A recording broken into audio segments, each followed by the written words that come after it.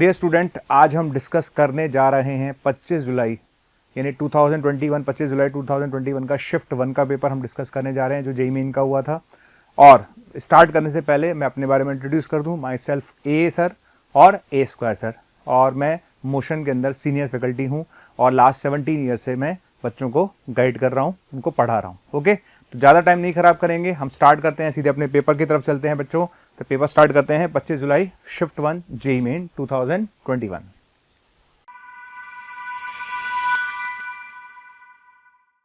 Okay, अब हम चलते हैं बेटा इस क्वेश्चन की तरफ। क्वेश्चन लिखा हुआ है एफ एक्स इक्वल टू ये, ठीक है। अच्छा, ये क्वेश्चन आपको दिख रहा है, ऐसा क्वेश्चन जो है पहले भी आया हुआ है ना। अब सारे क्वेश्चंस को कैसे सॉल्व करना है वो हम समझते हैं। देखिए, उसने लिखा है एफ एक्स इक्वल टू 0 से लेकर एक्स तक, राइट। लेकिन उसने कहीं मेंशन नहीं किया कि एक्स इंटीजर है कि नहीं। भाई आपको कैसे पता कि एक्स इंटीजर है कि नहीं है? तो इस क्वेश्चन का जो सबसे खास बात था वो ये था कि इसमें कहीं भी मेंशन नहीं है कि एक्स इंटीजर है या नहीं है। तो जो बच्चे जनरली क्वेश्चन करते हैं उसमें बच्चा क्या करता है, 0 से 1, 1 से 2, 2 से 3, 3 से 4 ऐसे कर करके x माइनस 1 से x करता है। लेकिन x माइनस 1 से x तब होगा बच्चे जब x इंटीजर होता। पर चूंकि यहाँ क्लियरली मेंशन नहीं है कि x क्या है, तो डेफिनेटली x फ्रैक्शन में भी हो सकता है। तो हम जनरल केस लेके चलेंगे, तो हम x लेके चलेंगे n प्लस एफ। क्या लेके चलेंगे बेटा? n plus F, right. तो देखिए, तो मैंने क्या करा, सबसे पहले x की वैल्यू मानी n प्लस एफ, ठीक है ना। n क्या है बेटा? हमने x बराबर मान लिया n प्लस एफ, मान लिया n प्लस एफ, ठीक है, बिल्कुल ठीक। अच्छा, f क्या है अपने पास? f 0 से 1 होगा, ठीक है। n क्या होगा? n इंटीजर हो गया, राइट। चलिए, तो ये आ गया। अब मैं इसको ब्रेक करूंगा, तो मैं इसको ब्रेक कैसे करूंगा? इसको मैं ब्रेक करूंगा एफ एक्स को ऐसे ब्रेक करूंगा, 0 से 1 प्लस 1 से 2, ठीक है, प्लस 2 से 3, 2 से 3, ठीक है, एंड सो ऑन। फिर हम ब्रेक करेंगे, है ना। हम ब्रेक करेंगे बेटा n माइनस 1 से लेकर n तक और n से लेकर n प्लस एफ तक। ये ध्यान रखना, ठीक है। इस क्वेश्चन की सबसे बड़ी खास बात यही है कि n माइनस n तक नहीं करना है, आपको n से लेकर n प्लस एफ तक जाना है, ठीक है, समझ में आ गया। अच्छा, n क्या है? अगर मैंने x को n प्लस एफ माना है तो ग्रेटेस्ट इंटीजर क्या होगा बेटा? ग्रेटेस्ट इंटीजर n होगा। भाई अगर मैं x को n प्लस एफ मान रहा हूँ तो डेफिनेटली ग्रेटेस्ट इंटीजर x किसके बराबर होगा? भाई n के बराबर होगा ना।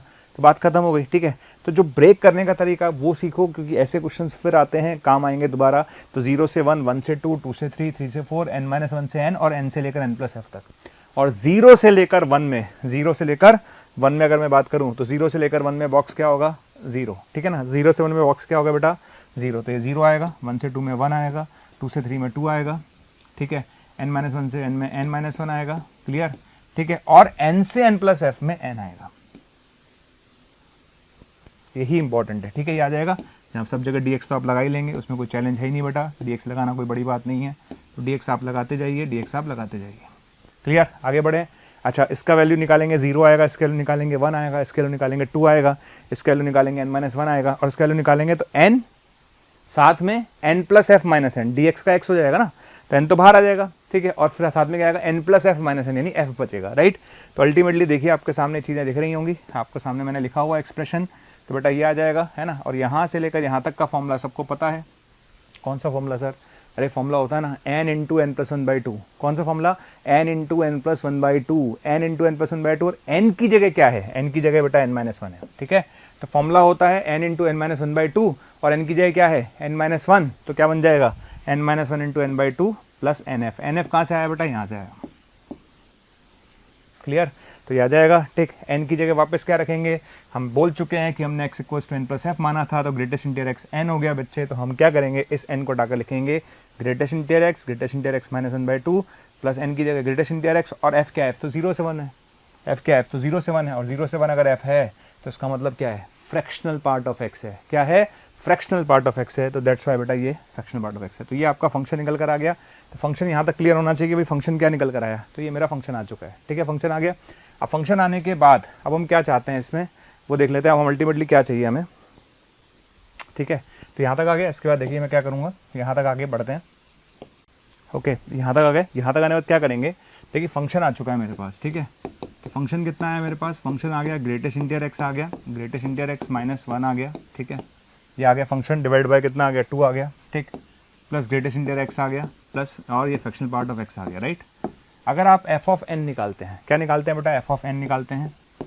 तो f ऑफ n कितना आएगा? ये आएगा n इंटू एन माइनस 1/2, ठीक है, ये आएगा, प्लस n का फ्रैक्शनल पार्ट 0 हो जाएगा, n का फ्रैक्शनल पार्ट 0 हो जाएगा, ठीक है। तो ये आ गया n इंटू एन माइनस 1/2, ठीक है, इसमें कोई चैलेंज नहीं है, होना भी नहीं चाहिए। ठीक, अब मैं निकालूंगा n प्लस, क्या निकालूंगा n प्लस। ठीक, अगर मैं n प्लस निकालूंगा तो n प्लस का ग्रेटेस्ट इंटीजर n ही होगा, n प्लस का ग्रेटेस्ट इंटीजर n ही होगा, तो ये आ जाएगा। ठीक है, इधर आ जाते हैं। ठीक है, अच्छा n प्लस का ग्रेटेस्ट इंटीजर क्या होगा, n ही होगा। और एक बात बता दूं, n प्लस h होता है बेसिकली, n प्लस का मतलब होता है n plus h, n plus h। ठीक है, अच्छा n प्लस h का फ्रैक्शनल पार्ट क्या होगा, n प्लस h का फ्रैक्शनल पार्ट होगा h, n प्लस h का फ्रैक्शनल पार्ट क्या होगा, n प्लस h का फ्रैक्शनल पार्ट होगा h, और h तो जीरो है। ठीक है, तो जीरो हो जाएगा। तो कितना बनेगा बेटा, n into n minus one by two. ठीक है, इधर आ जाते हैं, आगे बढ़ते हैं। अच्छा, अब मैं चलता हूँ n माइनस पर। ठीक है, n माइनस पे चलेंगे। अच्छा, n माइनस पे चलेंगे, इसका ग्रेटेस्ट इंटीजर क्या होगा, n माइनस वन। भाई n का ग्रेटेस्ट इंटीजर n होता है, n प्लस का ग्रेटेस्ट इंटीजर n होता है, n माइनस का greatest integer n minus one होता है। तो यहाँ पर आएगा n माइनस वन। ठीक है, यहाँ आ जाएगा बेटा n minus two by two. ठीक है बच्चे, प्लस आगे बढ़ो, आगे बढ़ते हैं। अच्छा, यहाँ पर क्या आएगा बेटा, यहाँ पर लिखा हुआ है n माइनस वन, तो ये आएगा ही आएगा। अब एक चीज़ समझना अच्छे से, जैसे आपसे पूछा जाए 2 माइनस एच का फ्रैक्शनल पार्ट क्या होता है, तो 2 माइनस एच का फ्रैक्शनल पार्ट होता है माइनस एच, क्योंकि 2 तो खा जाएगा वो, और माइनस एच का फ्रैक्शनल पार्ट होता है 1 माइनस एच। मैं रिपीट करता हूँ, 2 माइनस एच का होता है 2 को खा जाएगा, माइनस एच बचेगा, माइनस एच का होता है 1 minus h. N minus h का क्या होगा, एन माइनस एच का होगा एन को खा जाएगा माइनस एच, माइनस एच का क्या होगा 1 माइनस एच, माइनस एच का क्या होगा 1 माइनस एच। एच जीरो है तो यहाँ पर 1 आ जाएगा। ठीक है, ये लीजिए सर, क्लियर। इसको सॉल्व कर लीजिए, तो what you get, you will get n into n minus one by two. तो बच्चों मैं सिर्फ ये बताना चाह रहा था आपको कि आपने n पे वैल्यू निकाली, ये आ रही है, n प्लस और वैल्यू निकाली तो भी ये आ रही है, और n माइनस पे निकाली तो बेटा वैल्यू सेम आ रही है।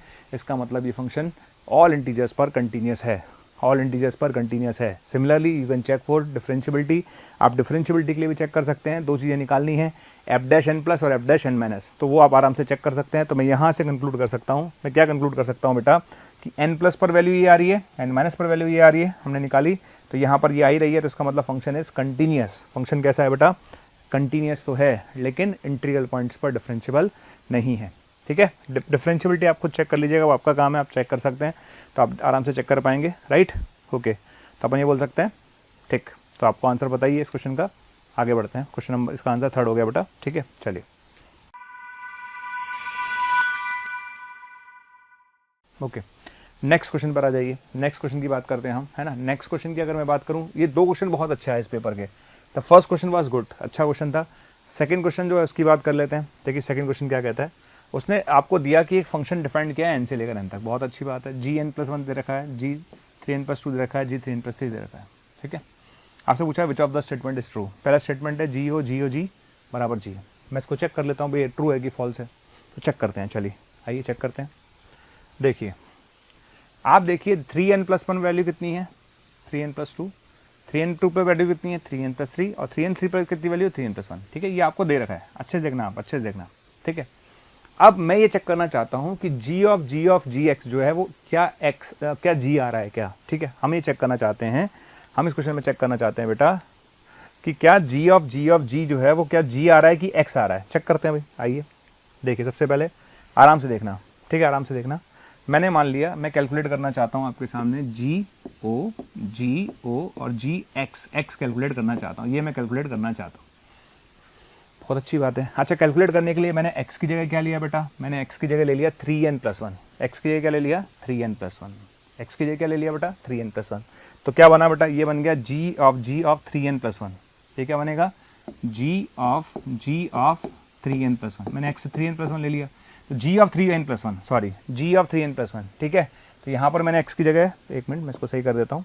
ठीक है, छोटी सी गलती हमने कर दी है, इसको हटा देता हूँ मैं। तो यहाँ से देखिए बच्चों, वापस हम क्या करेंगे, ठीक है, देखिए तो बनेगा जी ऑफ x की जगह ले लिया मैंने 3n प्लस वन।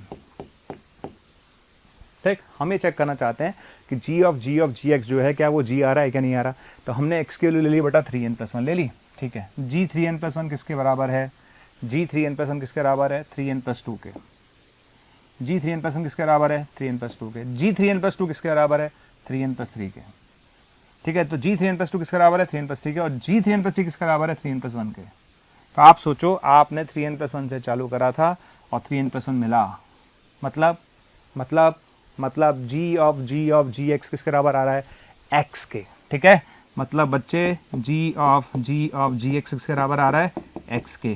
कैसे आ रहा है सर? अरे 3n+1 से चालू करा था, 3n+1 ही मिल रहा है। इसका मतलब पहला स्टेटमेंट गलत है। पहला स्टेटमेंट गलत है, गलत है तो गलत है। चलिए आगे बढ़ते हैं, स्टेटमेंट नंबर 2 पर चलते हैं। ठीक है, स्टेटमेंट नंबर 2 क्या कहता है भाई? There exist an onto function f. वहां पर एक फंक्शन ऑन टू एफ ऐसा होगा जहां पर हम बोल सकते हैं कि एफ ओ जी बराबर एफ होगा। ठीक है, चलो एक ऑन टू फंक्शन मान लेते हैं। तो हमने ऑन टू फंक्शन मांगा, देखिए भैया, तो मैंने यहाँ पर बी पार्ट पर गया हूँ मैं। ठीक है, तो बी पार्ट के लिए उसने बोला कि फंक्शन एक ऑन टू फंक्शन है। ठीक है, ओके, तो अपन ने क्या करा, एक पॉसिबिलिटी मान ली, ये एक मैंने फंक्शन माना है ऑन टू फंक्शन। ये माना है भाई, ध्यान रखना, माना है, ये एक फंक्शन मैंने माना है, मान लिया, कोई दिक्कत नहीं है। तो मैंने एक फंक्शन अज्यूम किया, उसने बोला ऑन टू फंक्शन मानो, हमने मान लिया। हमने क्या बोला, 3n+1 लेंगे, x बराबर 3n+1 लोगे तो भी कुछ एक नेचुरल नंबर आएगा, 3n+2 लोगे तो भी नेचुरल नंबर आएगा, 3n+3 लोगे तो भी नेचुरल नंबर आएगा, यानी a कोई फिक्स नंबर मान लिया। ठीक है, एक ऑन टू फंक्शन मैंने मान लिया ऑन टू फंक्शन। अब आप क्या चाहते हो मुझसे? आप चाहते हो कि एफ ओ जी बराबर एफ आएगा कि नहीं आएगा? आप ये तो चाहते हो एफ ओ जी बराबर एफ आएगा कि नहीं आएगा। देखिए भाई, एफ ओ जी बराबर एफ का मतलब हो गया एफ ऑफ जी। जी कितना लेंगे, यहाँ 3n+1 ले लेता हूँ। ठीक है, अब जी 3n+1 कितना है, देखो यहाँ पे 3n+1 पर है ना, 3n+1 पे इसके लिए 3n+2 है, कितनी है, 3n+2, ये वापस a आएगा। ठीक है, अगर मैं यहाँ पर 3n+2 लेता, तो ये 3n+3 आता, तो इसकी वैल्यू वापस a आएगी। ठीक है, अगर मैं यहाँ पर 3n+3 लेता तो यहाँ 3n+1 आता, इसकी वैल्यू भी a आती। आ रहा है कि नहीं आ रहा? आ रहा है। ठीक है, तो यहाँ से अपन क्या बोल सकते हैं, अपन बोल सकते हैं एफ ओ जी बराबर एफ आ रहा है, बिल्कुल आ रहा है। यहाँ पर भी एफ ओ जी की वैल्यू एफ आ रही है, बिल्कुल ठीक है। एफ ओ जी की वैल्यू एफ आ रही है, बिल्कुल ठीक है। एफ ओ जी की वैल्यू एफ आ रही है, बिल्कुल ठीक है। इसका मतलब सेकंड स्टेटमेंट सही है, ठीक है, तो सेकंड स्टेटमेंट सही है। आप थर्ड ऑप्शन भी चेक कर सकते हैं। थर्ड ऑप्शन तो मैं आपको डायरेक्ट ही बोल देता हूँ। उसने बोला सच दैट एफ ओ जी बराबर एफ, 1-1 फंक्शन बोला है। कैसा बोला है, 1-1 फंक्शन। तो एफ ओ जी बराबर एफ कब हो सकता है? एफ ओ जी बराबर एफ तब हो सकता है जब जी एक्स बराबर एक्स हो जाए। रिपीट कर रहा हूं मैं, एफ ओ जी बराबर एफ कब हो सकता है? एफ ओ जी बराबर एफ तब हो सकता है बेटा, एफ ओ जी एक्स बराबर एफ एक्स तब होगा जब जी एक्स बराबर एक्स हो जाए। लेकिन जी एक्स एक्स नहीं है, जी एक्स एक्स नहीं है। कैसे पता चला? यहाँ से देखो, जी एक्स एक्स नहीं है, जी एक्स एक्स नहीं है, इसका मतलब थर्ड स्टेटमेंट भी गलत है। ठीक है, तो इस तरह से आप एक एक करके ऑप्शन चेक कर सकते हैं। तो इसका आंसर होगा बेटा 2, राइट। चलिए आगे बढ़ते हैं नेक्स्ट क्वेश्चन की तरफ।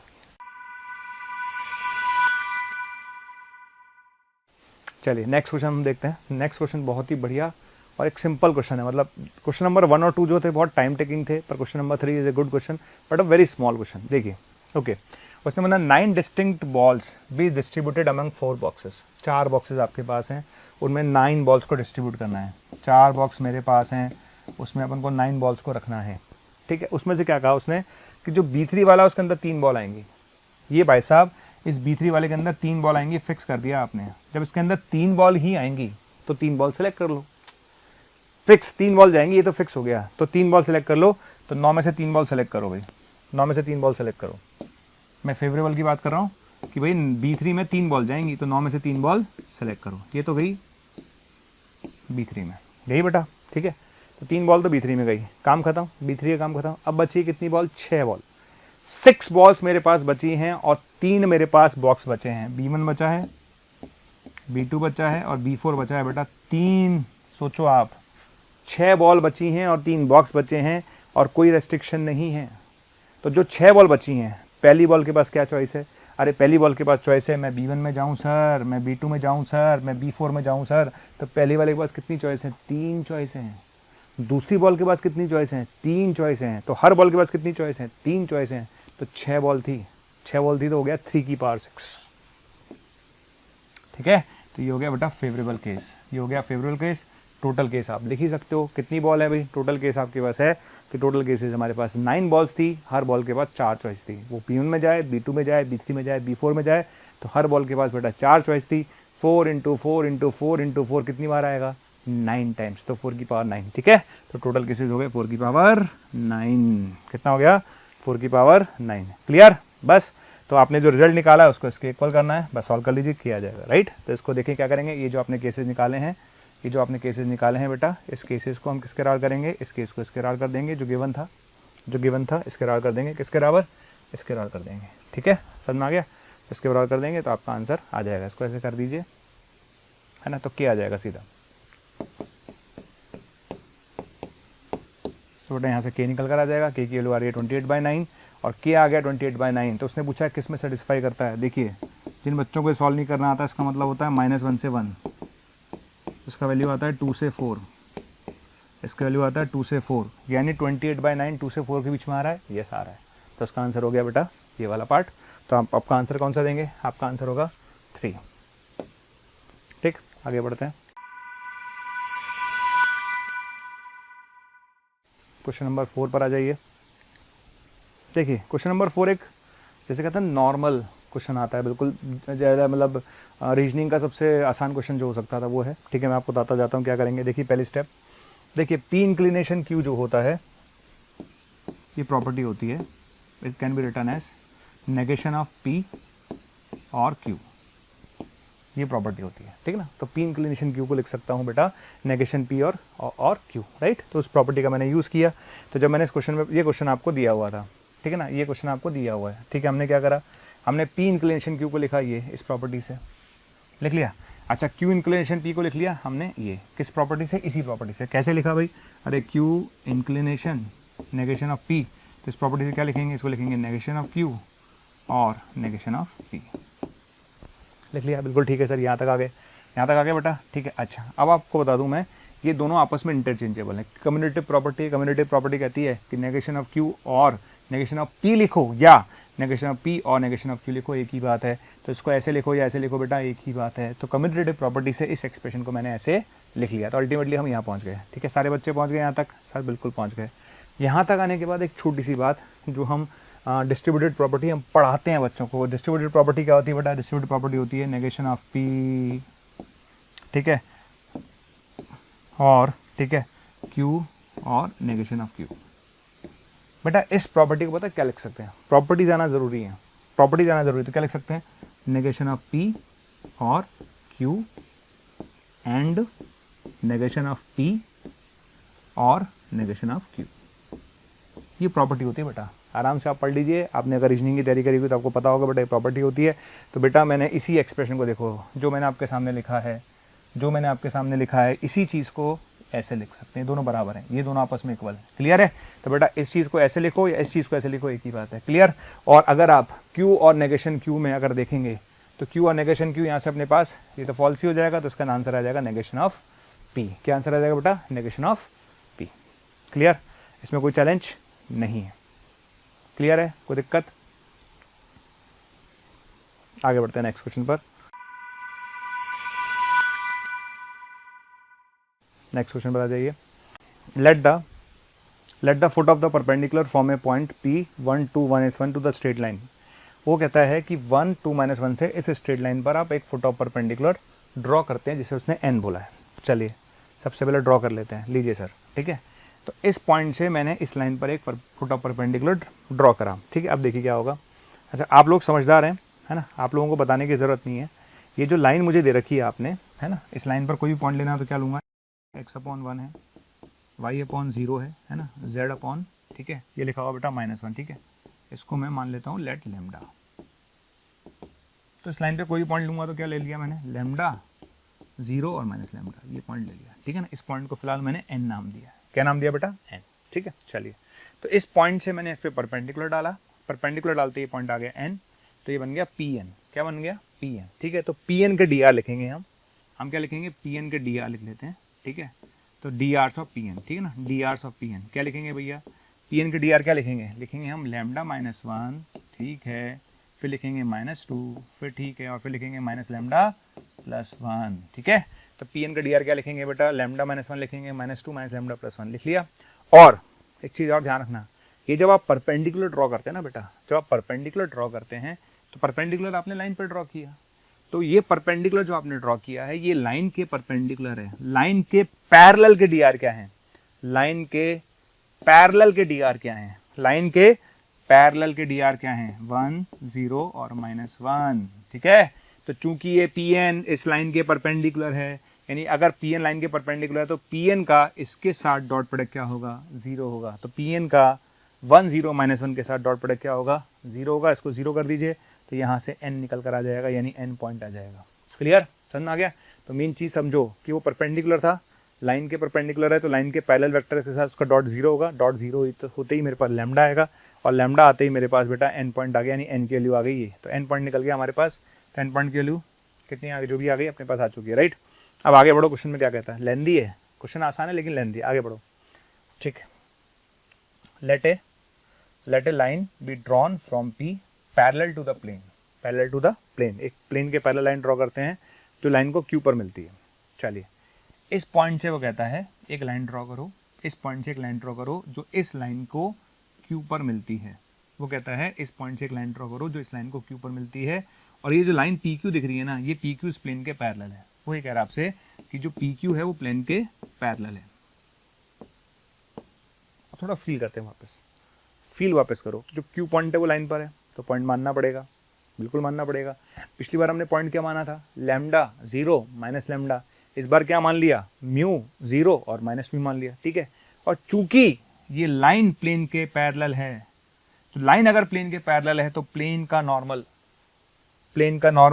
इस लाइन के भी नॉर्मल होगा, और अगर प्लेन का नॉर्मल इस लाइन के भी नॉर्मल होगा तो PQ का उसके साथ डॉट प्रोडक्ट 0 होगा। तो PQ का डॉट प्रोडक्ट किसके साथ 0 होगा, प्लेन के नॉर्मल के साथ।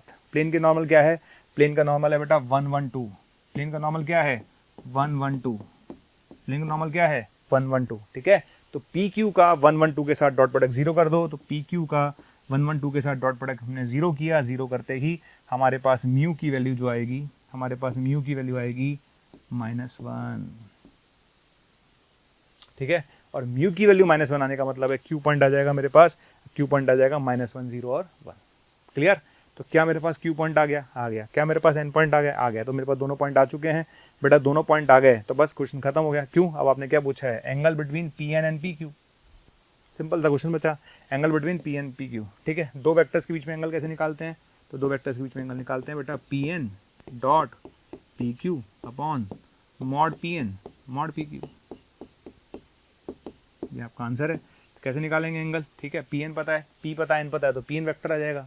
P पता है, Q पता है, तो PQ वेक्टर आ जाएगा। तो PN dot PQ upon mod PN mod PQ, right. चलिए, तो कर लेंगे सारे बच्चे, ठीक है। PN हमने लिखा है, PQ हमने लिखा है, एंगल हमने निकाल के दिखाया बेटा।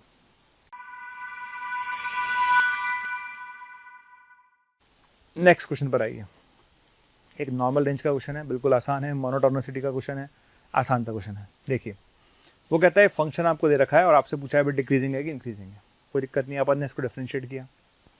देखिए, फंक्शन आपने दे रखा था, कोई भी क्वेश्चन अगर इंक्रीजिंग या डिक्रीजिंग का आता है तो हमें सबसे पहले उसे डिफरेंशिएट करना पड़ता है। तो हमने इसे डिफरेंशिएट किया, तो इसका डिफरेंशिएशन कितना आएगा बेटा, इसका डिफरेंशिएशन आएगा 12 sin cube x cos x, इसका आएगा 30 sin square x cos x, इसका आएगा 12 sin x cos x। हो गया डिफरेंशिएशन, कोई दिक्कत नहीं। डिफरेंशिएशन करने के बाद इसमें से sin x cos x और 6 कॉमन आ रहा है, ठीक है। डिफरेंशिएशन करा तो इसमें से 6 कॉमन आ रहा है, sin x cos x common आ रहा है, ये बचेगा। इसके आप फैक्टर करिए, ये फैक्टर कर देंगे। अब जो मुद्दे की बात है मैं आप समझाता हूँ, यहाँ तक कोई दिक्कत नहीं है, यहाँ तक कैसा भी बच्चा होगा कर लेगा। f' निकालना, निकाल लिया, डिफरेंशिएट करने के बाद कॉमन ले लिया, ये आ जाएगा। अच्छा, सारी दुनिया को पता है कि sin x प्लस 2 हमेशा पॉजिटिव है, sin x प्लस 2 हमेशा पॉजिटिव है, ठीक है। हमें पता है कि sin x प्लस 2 हमेशा पॉजिटिव है, इसको गोली मारो। अच्छा, 6 को भी गोली मारो, 6 भी पॉजिटिव है। अब आपको इंटरवल क्या दे रखे हैं, -π/6 से π/2, ठीक है। देखते जाना भाई। तो अब लड़ाई किस चीज़ की, एक तो sin x की बची, एक cos x की बची, एक 2 sin x प्लस 1 की लड़ाई बची, और कोई लड़ाई बची नहीं है भाई मेरे पास। तीन चीज़ों की लड़ाई बची है, क्योंकि ये भाई साहब पॉजिटिव में गोली मारो, ये भाई साहब पॉजिटिव में गोली मारो। अब लड़ाई बची sin x cos x और 2 sin x प्लस 1 की। और मैं आपको बता दूं, जो इंटरवल उसने दे रखा है -π/6 से π/2, तो -π/6 से π/2 में cos भी कैसा, पॉजिटिव, क्योंकि -π/2 से +π/2 के बीच में cos पॉजिटिव होता है, ठीक है।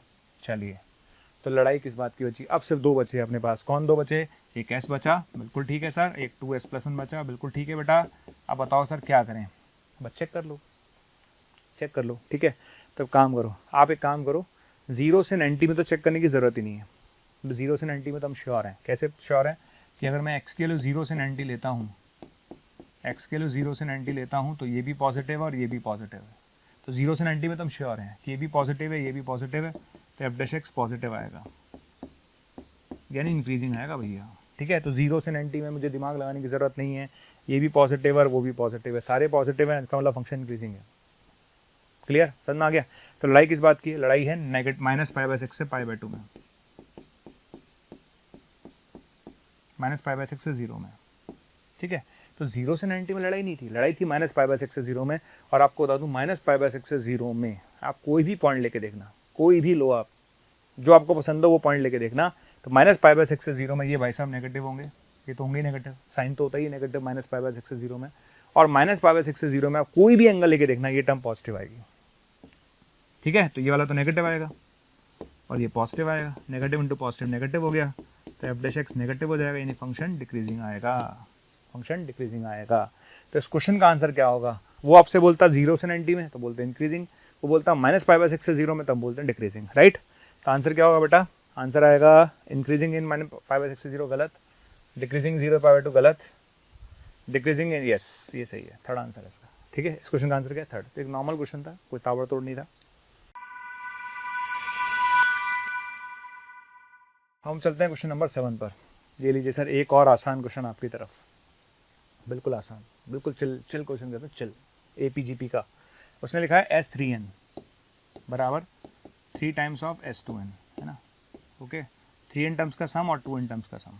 ठीक है, 3n टर्म्स का सम, 2n टर्म्स का सम। देखो, तो 3n टर्म्स का सम लिखना आता ही है, 3n/2 2a plus 3n - 1 2d। और 2n टर्म्स का सम क्या होता है? 2n/2 2a plus 2n - 1 2d। यहाँ तक कोई दिक्कत नहीं है, कैसा भी बच्चा हो, एवरेज बिलो एवरेज कोई भी बच्चा हो, सम लिखना तो आता है बेटा। ठीक है, लिख लोगे, इसको सॉल्व कर लेना बेटा। सॉल्व करते ही ये रिजल्ट आ गया सर। यहाँ तक कोई चैलेंज नहीं है, ना मेरी कोई ज़रूरत है आपको यहाँ तक। ठीक है, ये आराम से हो गया, आगे बढ़ते हैं।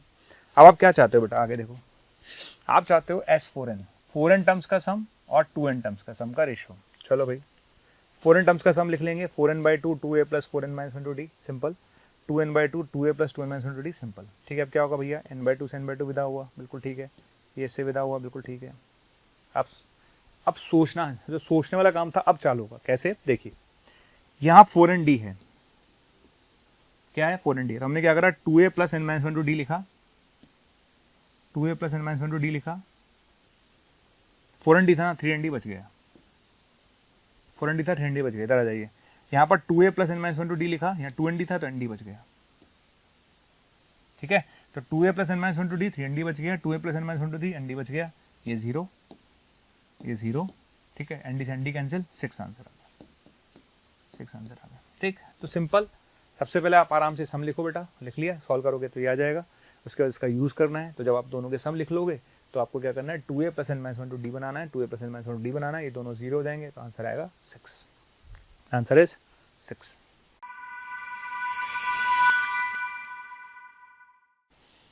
ओके, अच्छा, इस पेपर के एक और अच्छे क्वेश्चन की तरफ जाते हैं। बहुत अच्छा क्वेश्चन है, मुझे तो अच्छा लगा। देखिए आप कैसा है। एक spherical gas balloon of radius 16 metre subtend an angle 60 degree at the eye of the observer. वो कहता है कि spherical gas balloon of radius 16 metre subtend angle 60 degree at the eye of the observer ए। लो भैया देखिए, एक observer ए है ना, उसको समझ लेते हैं।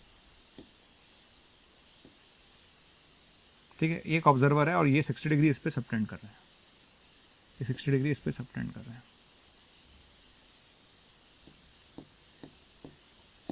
ऐसा बोल रहा है वो, आगे बढ़ते हैं, पीछे चलिए। ठीक है, and while the angle of elevation of its center from the eye of A, its center from the eye of is 75। ठीक है, एंगल ऑफ एलिवेशन, तो सेंटर का है ना, इससे जो एंगल ऑफ एलिवेशन है वो 75 है। तो एंगल, अभी एंगल 30 हो गया, तो ये एंगल 45 हो गया, तभी तो 75 बनेगा भाई। ठीक है, कुछ बच्चे के दिमाग में हो सकता है, अरे कि सर ये 30 कैसे हो गया? बेटा एक्सटर्नल पॉइंट से अपन ने टेंजेंट ड्रॉ करी है, तो एंगल बाइसेक्टर का काम करती है अगर उसको सेंटर से ज्वाइन करते हैं तो। ठीक है, तो एंगल बाइसेक्टर का काम करेंगी, तो ये एंगल 30 डिग्री होगा, तो बेटा ये एंगल भी 30 डिग्री होगा। बिल्कुल क्लियर पिक्चर है सर? बिल्कुल क्लियर है। तो यही पिक्चर बेटा हमने बनाई रखी है।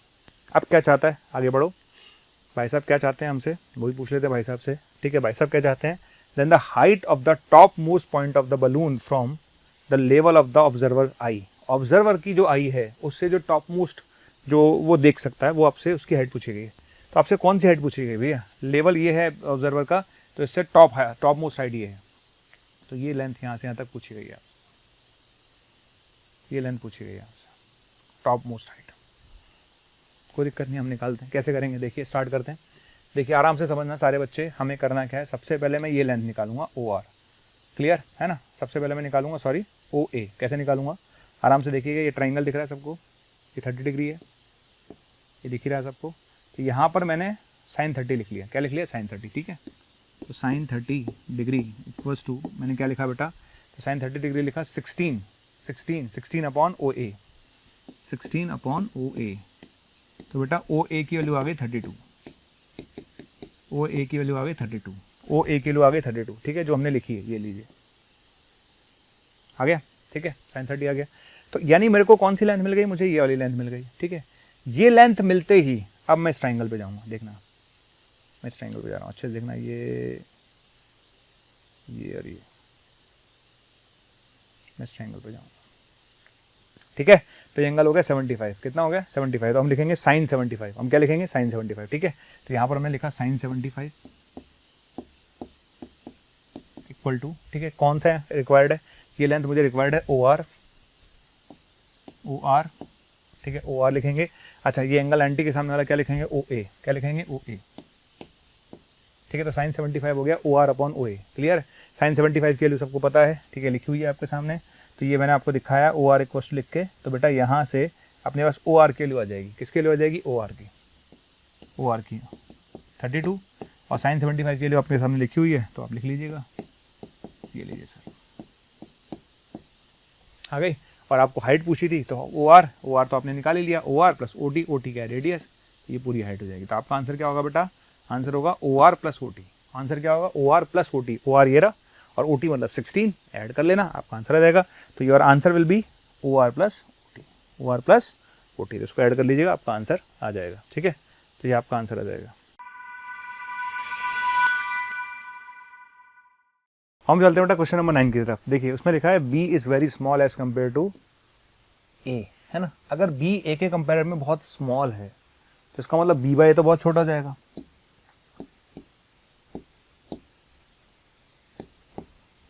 भैया आप सीधे सीधे बात खुद ही कह रहे हो, आप क्वेश्चन में आप क्या कह रहे हो? आप बोल रहे हो यार B is very small as compare to A। अरे अगर B अगर A से बहुत छोटा है तो B बाय A तो और छोटा हो जाएगा, ठीक है। चलिए आगे बढ़ते हैं। वो कहता है कि अगर इस तरह छोटा है तो highest power of B by A can be neglected. बिल्कुल नेग्लेक्ट कर दीजिए। उसने बोला हाईएस्ट का मतलब क्यूब, और उसके बाद की पावर नेग्लेक्ट करिए। वो क्या कहता है आपसे? क्यूब और आगे की पावर नेग्लेक्ट करिए, ठीक है। अच्छा वो क्या कहता है? आपको क्वेश्चन दे रखा है ना, ये बराबर इसके है, तो बताइए गामा की वैल्यू क्या होगी। चलिए आगे बढ़ते हैं। देखिए इस क्वेश्चन में ये 1 अपॉन A माइनस बी है ना, इसको ऊपर ले गए, A माइनस बी का इन्वर्स बन जाएगा। तो ये A माइनस बी का इन्वर्स हो गया, ये A माइनस 2B का इन्वर्स हो गया, ये A माइनस NB का इन्वर्स हो गया, राइट। इसमें कोई चैलेंज नहीं है, आगे बढ़ते हैं। इन सब में से मैं आपको समझाता हूँ मैंने क्या किया। तो सब में से मैंने A इन्वर्स कॉमन ले लिया। अगर मैंने A इन्वर्स कॉमन ले लिया तो ये बटेगा, बनेगा 1 माइनस B बाय A का इन्वर्स, ठीक है। फिर बनेगा 1 माइनस 2B बाय A का इन्वर्स, ये लीजिए, ठीक है। तो आगे बढ़ेंगे, क्या बनेगा? 1 माइनस NB बाय A का इन्वर्स, ठीक है। तो इसको लिख लिया 1 माइनस B बाय A का इन्वर्स, इसको लिख लिया 1 माइनस 2B बाय A का इन्वर्स, आंसर लिख लिया, ठीक है। अच्छा आपको दिख रहा होगा क्या लिखा हुआ है ना। इस एक्सप्रेशन को लिख सकते हैं बेटा शॉर्ट में, इसको लिख सकते हैं 1 माइनस NB बाय A का इन्वर्स, और n कहाँ से चालू होगा बेटा? 1 से और n तक। आराम से देख लो, कोई दिक्कत हो तो बोलो, है ना। मैंने A बोल दिया, यहाँ R बोल दिया, कोई बात नहीं। अगर यहाँ पर आप R यूज़ करना चाहे तो आप ये R भी यूज़ कर सकते हैं, और R के वैल्यू 1 से लेकर n तक आ जाएगी, क्लियर। R के वैल्यू 1 रखोगे, पहली टर्म आएगी, R के वैल्यू 2 रखोगे, दूसरी टर्म आएगी, R के वैल्यू 3 रखोगे, ऐसे आता जाएगा, ठीक है बच्चों।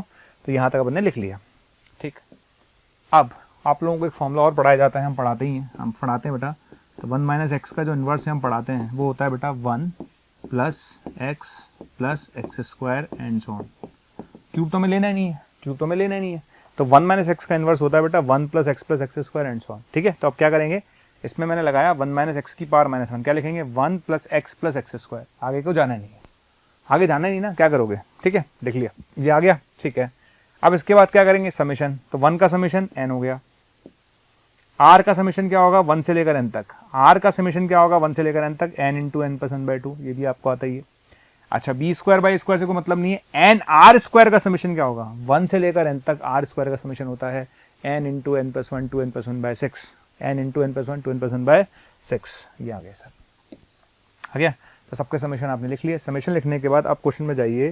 क्वेश्चन ये कहता है बेटा मुझे चाहिए n क्यूब का कोफिशिएंट, मुझे क्या चाहिए n क्यूब का कोफिशिएंट चाहिए बच्चे, मुझे n क्यूब का कोफिशिएंट चाहिए, तो n क्यूब का कोफिशिएंट निकाल लो। तो यहाँ पर n क्यूब आएगा नहीं, यहाँ पर n क्यूब आएगा नहीं, तो यहाँ से आपको n क्यूब मिलेगा।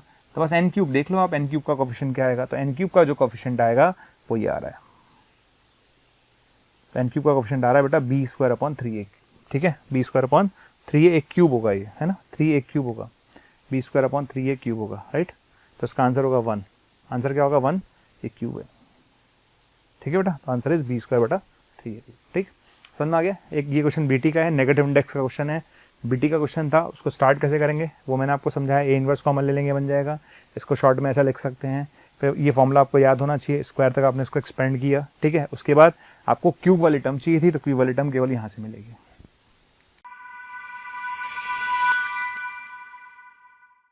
नेक्स्ट सबसे simple question, one of the simplest question of this exam, that the vectors are coplanar. आपको पता ही है कि अगर 3 वेक्टर्स कोप्लेनर होते हैं तो कंडीशन क्या होती है, उनका डिटर्मिनेंट 0 होगा। तो a1 b1 c1, a2 b2 c2, a3 b3 c3, determinant 0 कर दीजिए, ठीक है। आप क्या करेंगे, डिटर्मिनेंट 0 कर देते हैं, तो ये और ये, है ना, ऐसे ये और ये, ठीक है, ऐसे ये और ये 0 कर दीजिए, करिए, कर दिया 0, ठीक है, हमने 0 कर दिया। चैलेंज कहीं भी नहीं आना चाहिए, देख लीजिए आप आराम से, हमने इसको 0 करा, ठीक है। 0 करने के बाद एक सिंपल सा क्वेश्चन है डिटर्मिनेंट का। अच्छा डिटर्मिनेंट के क्वेश्चन तो हमेशा कोशिश करते हैं कि 0 बन जाए, और 0 नहीं बन सकती, थोड़ा सिंप्लीफाई हो जाए। तो उसको सिंप्लीफाई करने के लिए हमने क्या करा बेटा, यहाँ पर R3 में ऑपरेशन लगाया, R3 माइनस R2, और R1 में ऑपरेशन लगाया R1 माइनस R2, ठीक है। तो R1 में से R2 को सब्ट्रैक्ट किया, ये आया, R3 में से R2 को सब्ट्रैक्ट किया, ये आया, ठीक है।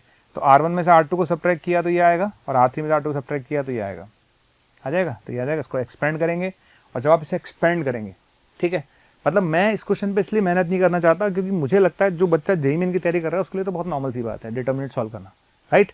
तो आप इसको सॉल्व करेंगे, तो ये आपने ऑपरेशन लगाया सिंपल, इसको एक्सपेंड करिए, किसके रिस्पेक्ट में, इसके रिस्पेक्ट में एक्सपेंड करो बच्चों, एक्सपेंड करोगे तो यू विल गेट दिस, ठीक है।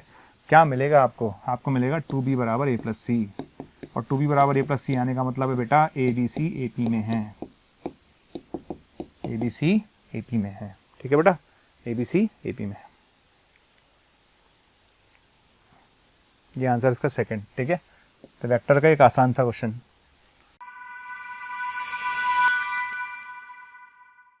आगे बढ़ते हैं नेक्स्ट। ये क्वेश्चन भी सिंपल है, ज़्यादा हार्ड नहीं है। शुरुआत के जो 2 क्वेश्चन थे वो टफ थे, पहला दूसरा 8वां टफ था, ये इतने टफ नहीं है, सिंपल है। देखिए वो ये कहता है आपसे कि अगर फंक्शन कंटिन्यूस है 2 पर तो लैम्डा प्लस म्यू क्या होगा। 2 पर कंटिन्यूस है, अगर कोई फंक्शन 2 पर कंटिन्यूस है तो 2 पर वैल्यू निकालेंगे, है ना, एक तो 2 पे निकालेंगे, एक 2 प्लस पे निकालेंगे, और एक 2 माइनस पे निकालेंगे, ये बराबर आने चाहिए, ठीक है।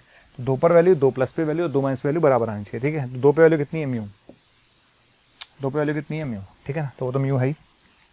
तो 2 पर वैल्यू कितनी है बेटा, 2 पर वैल्यू तो म्यू है, इसमें कोई चैलेंज ही नहीं है, आगे बढ़िए, ठीक है।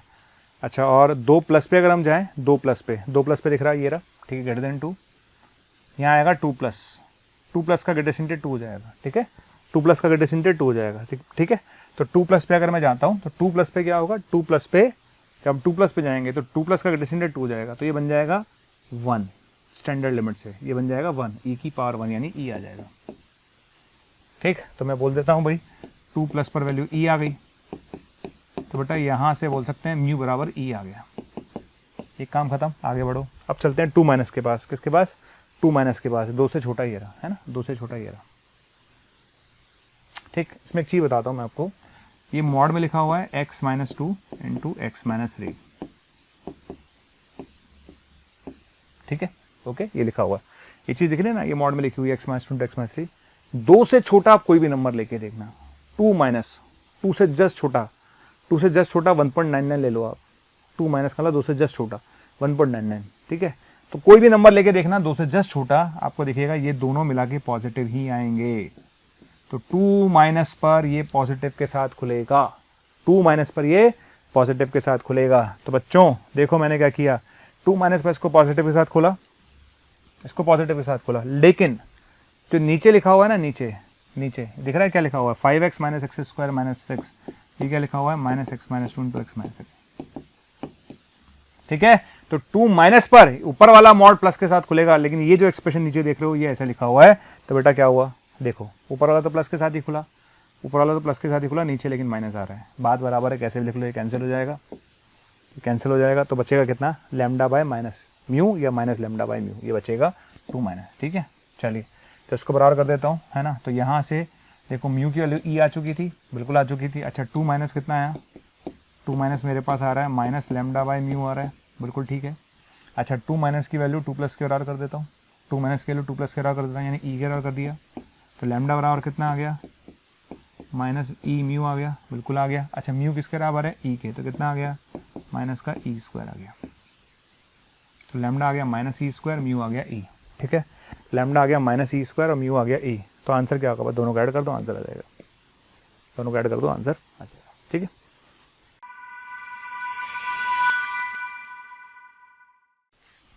बढ़िया बढ़िया बढ़िया क्वेश्चन था, ये भी अच्छा था, मतलब पेपर अच्छा है, कोई दिक्कत नहीं है, अच्छा पेपर है, बढ़िया। देखिए उसने बोला number of real roots of this equation, solve कैसे करेंगे भाई, real roots of the equation थोड़ा सॉल्व करना पड़ेगा, ग्राफिकल भी जाना पड़ सकता था। इसमें आप देखो एक तो ये टर्म, एक ये टर्म और एक ये टर्म, तीनों टर्म मिलाओ, इन तीनों को मिला के बनता है ई की पावर 3x माइनस 1 का स्क्वायर। ठीक है, कौन कौन सी टर्म बेटा, इसको इसको और इसको मिलाओगे तो ई की पावर 3x माइनस 1 का स्क्वायर। ठीक है, आगे बढ़ो, क्या बचा आपके पास, अब आपके पास एक तो ये बचा हुआ है, आपके पास एक बचा हुआ है ये, और एक ये बचा हुआ है। ठीक है, चलिए आगे बढ़ो। ठीक है, तो क्या बचा हुआ था, एक तो बचा हुआ था। ठीक है, जो दोनों बचे हुए थे ना, ये दोनों कौन कौन से बचे हुए थे, माइनस ई की पावर 4x बचा हुआ था और एक ई की पावर x बचा हुआ था। इसमें से अगर मैं ई की पावर x कॉमन ले लूँ माइनस का, तो ई की पावर 3x माइनस 1 आएगा, ई की पावर 3x माइनस 1 आएगा, ई की पावर 3x माइनस 1 आएगा। ठीक है, देखो ठीक है बेटा, समझ में आया। ठीक है ना, तो एक तो 3 शुरू में लिए थे, वो तो बन गया ये, इसमें से कॉमन ले लिया। अच्छा और क्या बचा, ये बचा 12 ई की पावर 2x, उधर चला गया, ये उधर चला गया। यहाँ तक समझ में आ गया, आना चाहिए था, यहाँ तक आ गया। अब आगे बढ़ते हैं, आगे आने का क्या करेंगे, इसमें से ई की पावर 3x माइनस 1 कॉमन लीजिए, स्क्वायर नहीं है ये, हटा दो से। ठीक है, ई की पावर 3x माइनस 1 दोनों में से कॉमन ले लो, और जब आप ई की पावर 3x माइनस 1 कॉमन लेंगे, ठीक है, और कॉमन लेने के बाद जो बचेगा, मैं इसको एक्सप्लेन कर देता हूँ आपको, आपको दिक्कत नहीं है। देखिए क्या बचा अपने पास, ई की पावर 3x माइनस 1 का स्क्वायर बचा, और क्या बचा, और बचा मेरे पास माइनस सॉरी माइनस, और ये बचा ई की पावर x, ई की पावर 3x माइनस 1 बचा।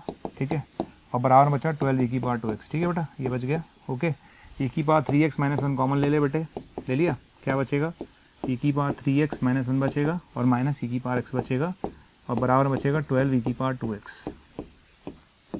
ठीक है बच्चों, ठीक है। अब क्या करो, इस ई की पावर 2x को अपॉन में ले आओ, इस ई की पावर 2x को अपॉन में ले आओ। ठीक है, ई की पावर 2x को अपॉन में ले आओगे तो ये आ जाएगा। ठीक है, ई की पावर 2x को अपॉन में ले आओगे तो ये आ जाएगा। ठीक है, ई की पावर 2x को अपॉन में ले आओ और इसको उधर अपॉन में ले जाओ, उसको अपॉन में इधर ले जाओ, ये लीजिए सर। ठीक है, तो ये मैंने करके दिखा दिया, यही चीज़ मैंने लिखी हुई है, ये देखिए, ये चीज़ मैंने आपको जो करके दिखाई ना बेटा, यही चीज़ लिखी हुई है। ठीक है, अब देखो लास्ट आता ग्राफ, यहाँ तक आ गया अपन। ठीक, अब आप कोई भी x की वैल्यू ले लो, कोई भी आप x की वैल्यू लेते जाओ, तो जैसे जैसे x बढ़ाते जाओगे वैसे वैसे बढ़ता जाएगा, ये दोनों घटते जाएंगे। जैसे जैसे x बढ़ाते जाओगे ये बढ़ते जाएगा और ये दोनों घटते जाएंगे, तो वैल्यू बढ़ती जाएगी। ठीक है, तो जैसे जैसे x बढ़ाएंगे वैसे वैसे क्या होगा बेटा, जैसे जैसे x बढ़ाएंगे ये बढ़ता जाएगा, वैल्यू घटती जाएगी। 0 पे वैल्यू कितनी आ रही है, -1। जो भी ग्राफ बना दिया, एक रफ स्केच मैंने बना रखा है, ये लीजिए, एक ग्राफ बना रखा हमने। ठीक है, वैल्यू बढ़ती जाएगी, क्लियर। तो 0, आप कहीं भी जाओ x की वैल्यू जैसे जैसे बढ़ाते जाएंगे इसकी वैल्यू बढ़ती जाएगी। अच्छा, इसमें क्या होगा, अगर 0 प्लस पर जाएंगे, 0 प्लस पर, 0 प्लस पे जाएंगे तो इन्फिनिटी जाएगा। ठीक है ना, 0 प्लस पे अगर जाएंगे तो इन्फिनिटी जाएगा, और 0 माइनस पे जाएंगे जस्ट तो ये माइनस इन्फिनिटी जाएगा। ठीक है, तो 0 प्लस पे जाएंगे, जस्ट 0 प्लस पे जाएंगे तो इन्फिनिटी जाएगा, और 0 माइनस पे जाएंगे तो ये माइनस इन्फिनिटी जाएगा। ठीक है, तो 0 प्लस पर प्लस इन्फिनिटी से चालू होगा और 0 माइनस पर माइनस इन्फिनिटी से चालू होगा। क्लियर, ये ग्राफ बनेगा। तो ये किसका ग्राफ है, ये वाला जो ग्राफ आप देख रहे हैं वो तो इसका है, एफ एक्स, इसको एफ एक्स बोलिए आप, है ना। ये वाला ग्राफ है जी एक्स का, ये ग्राफ ऐसे बनेगा, क्योंकि जैसे जैसे एक्स बढ़ेगा वैसे वैसे इसकी वैल्यू बढ़ेगी, जैसे जैसे इसकी वैल्यू बढ़ेगी ओवरऑल वैल्यू घटेगी, तो इसलिए ग्राफ ऐसे बनेगा। तो बताओ दोनों कितनी जगह कट कर रहे हैं, 2 जगह। कितनी जगह कट कर रहे हैं, 2 जगह। तो नंबर ऑफ सॉल्यूशंस होंगे 2। कितने होंगे, 2। तो नंबर ऑफ सॉल्यूशंस हो गए 2, राइट।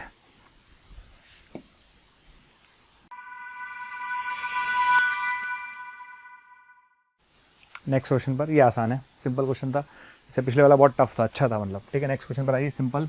इसमें लिखा हुआ है 2x², है ना, ये लिखा हुआ 2x² लेस देन y और लेस देन 4 - 2x, ऐसा लिखा हुआ है, ठीक है। चलो, ये आपको पता ही, ये पैराबोला है, ये आपको पता है लाइन है, ठीक है। बढ़ते हैं, ठीक। पैराबोला सबको आता है, ये 2x² आराम से बन जाएगा, ये 2x² का ग्राफ है, लाइन का ग्राफ है, इसमें कोई चैलेंज है भी नहीं, सिंपल क्वेश्चन है, ठीक है। तो 2x² का ग्राफ बनाया, लाइन का ग्राफ बनाया, ये पॉइंट निकाल लो। ये पॉइंट कैसा आएगा, दोनों को सॉल्व करके, ठीक है। हमने सॉल्व करके भी दिखा रखा है। जब हम 2x² को 4 - 2x के बराबर करेंगे तो x की 2 वैल्यू आएंगी, 1 और -2, 1 और -2। लेकिन क्वेश्चन में साफ बोला था कि x पॉजिटिव लेना है, क्वेश्चन में साफ बोला था कि x पॉजिटिव लेना है। जब क्वेश्चन में x पॉजिटिव लेना है तो x की वैल्यू में 1 लूंगा, -2 नहीं लूंगा, क्लियर। तो बेटा ये पॉइंट आ गया 1,0, बस। तो क्या करेंगे, 0 से लेकर 1 तक अपर माइनस लोअर, 0 से लेकर 1 तक अपर माइनस लोअर, अपर का y माइनस लोअर का y, एरिया आ जाएगा। तो 0 से लेकर 1 तक अपर, अपर कौन है, लाइन, लाइन का y, अपर कौन है, लाइन, लाइन का y माइनस पैराबोला x² है, x², ठीक है। तो अपर का y माइनस पैराबोला का y, ठीक है ना। तो 0 से लेकर 1 तक बेटा लाइन का y माइनस पैराबोला का y कर दीजिए, इसको सॉल्व कर लीजिए, you will get answer. Answer कितना आएगा, 7/3। आंसर कितना आएगा, 7/3, ठीक है। चलिए, तो इस क्वेश्चन का आंसर कितना आएगा, 7/3।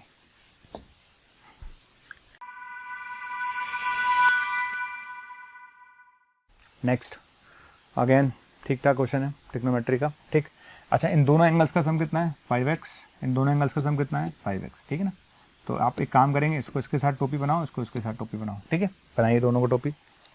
तो हमने sin x को sin x 4x के साथ टोपी बनाई, sin 2x को sin 3x के साथ टोपी बनाई, ठीक।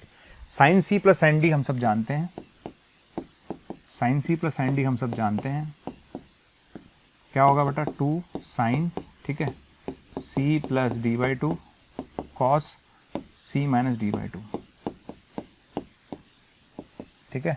2 sin c + d/2 cos c - d/2। तो sin c + sin d यहाँ लगाइए, sin c + sin d यहाँ लगाइए, दोनों सब बच्चे लगा लेंगे। ये फॉर्मूले आप लगा लेना, ठीक है। लगाओगे, जैसे ही आप फॉर्मूला लगाओगे तो कॉमन आएगा, ये कॉमन आ जाएगा और ये बचेगा, ठीक है। फिर यहाँ पर cos c + cos d लगाएंगे, क्या लगाएंगे, cos c + cos d। फिर cos c + cos d लगाएंगे तो कितना आएगा, 2 cos c + d/2 cos c - d/2। समझ में आ गया, क्लियर। तो यहाँ पर cos c + cos d आएगा, cos c + cos d क्या आएगा, 2 cos c + d/2 cos c - d/2, ये आ जाएगा। तो ये 0 करेंगे, ये 0 करेंगे, ये 0 करेंगे, सारे सॉल्यूशंस आएंगे, उनका सम निकालना है। तो 0 करना कोई बड़ी बात नहीं है। हमने क्या करा, sin 5x/2 को 0 करा, ठीक है। sin 0 कब होता है, n पाई पर, ठीक है। sin 5x/2 बराबर जो 0 है ना, तो इसका यहाँ से n पाई निकलेगा, n पाई, तो x बराबर आएगा 2nπ/5, ठीक है, आ गया। अब आप n की वैल्यू रखते जाना, कब तक रखनी है n की वैल्यू, आपको n की वैल्यू तब तक रखनी है जब तक कि सॉल्यूशन 0 से 2 पाई में आ रहा है। आपको n की वैल्यू कब तक रखनी है, जब तक कि सॉल्यूशन 0 से 2 पाई में आ रहा है। तो जैसे n की वैल्यू 0 रखेंगे, है ना, n की वैल्यू 0 रखो, फिर n की वैल्यू 1 रखो, फिर 2 रखो, फिर 3 रखो, फिर 4 रखो, फिर 5 रखो। इसके आगे नहीं जा सकते, क्योंकि आगे जाते ही 2 पाई क्रॉस हो जाएगा, आगे जाते ही 2 पाई क्रॉस हो जाएगा, राइट। चलिए, इसी तरह से बच्चों cos x 0 कब होगा, बताने की जरूरत नहीं है, π/2 पर और 3π/2 पर। cos x 0 कब होगा, मतलब cos x/2 नहीं, cos x की बात कर रहा हूँ। cos x 0 कब होगा, π/2 और 3π/2 पर, ठीक है। अच्छा, cos x/2 0 कब होगा, cos x/2 0 होगा जब x/2 बराबर π/2 हो, जब x/2 बराबर 3π/2 हो, है ना, ऐसे। तो वहां से हमें जो सॉल्यूशन मिलेगा वो केवल एक ही मिलेगा, पाई। तो यहाँ से 1 2 3 4 5 6 सॉल्यूशन मिले, यहाँ से एक ही मिला और यहाँ से 2 मिले, इन सबको ऐड कर दो, इन सबका सम आपसे पूछा गया था, तो सम आपके पास आएगा 9 पाई। कितना आएगा, 9 पाई।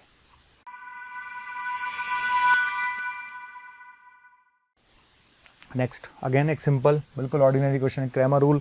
हम जब पढ़ाते हैं ना हर साल बच्चों को बोलते हैं बेटा क्रैमर रूल ढंग से पढ़ो, ग्रामर रूल ढंग से पढ़ो, ग्रामर रूल पे क्वेश्चन आता है, ढंग से पढ़ो, ठीक है। अब देखो the values of a and b for which the system of equation has no solution. वो कहता है ए और बी की वैल्यू बताओ जिसके लिए सिस्टम का कोई सॉल्यूशन नहीं है।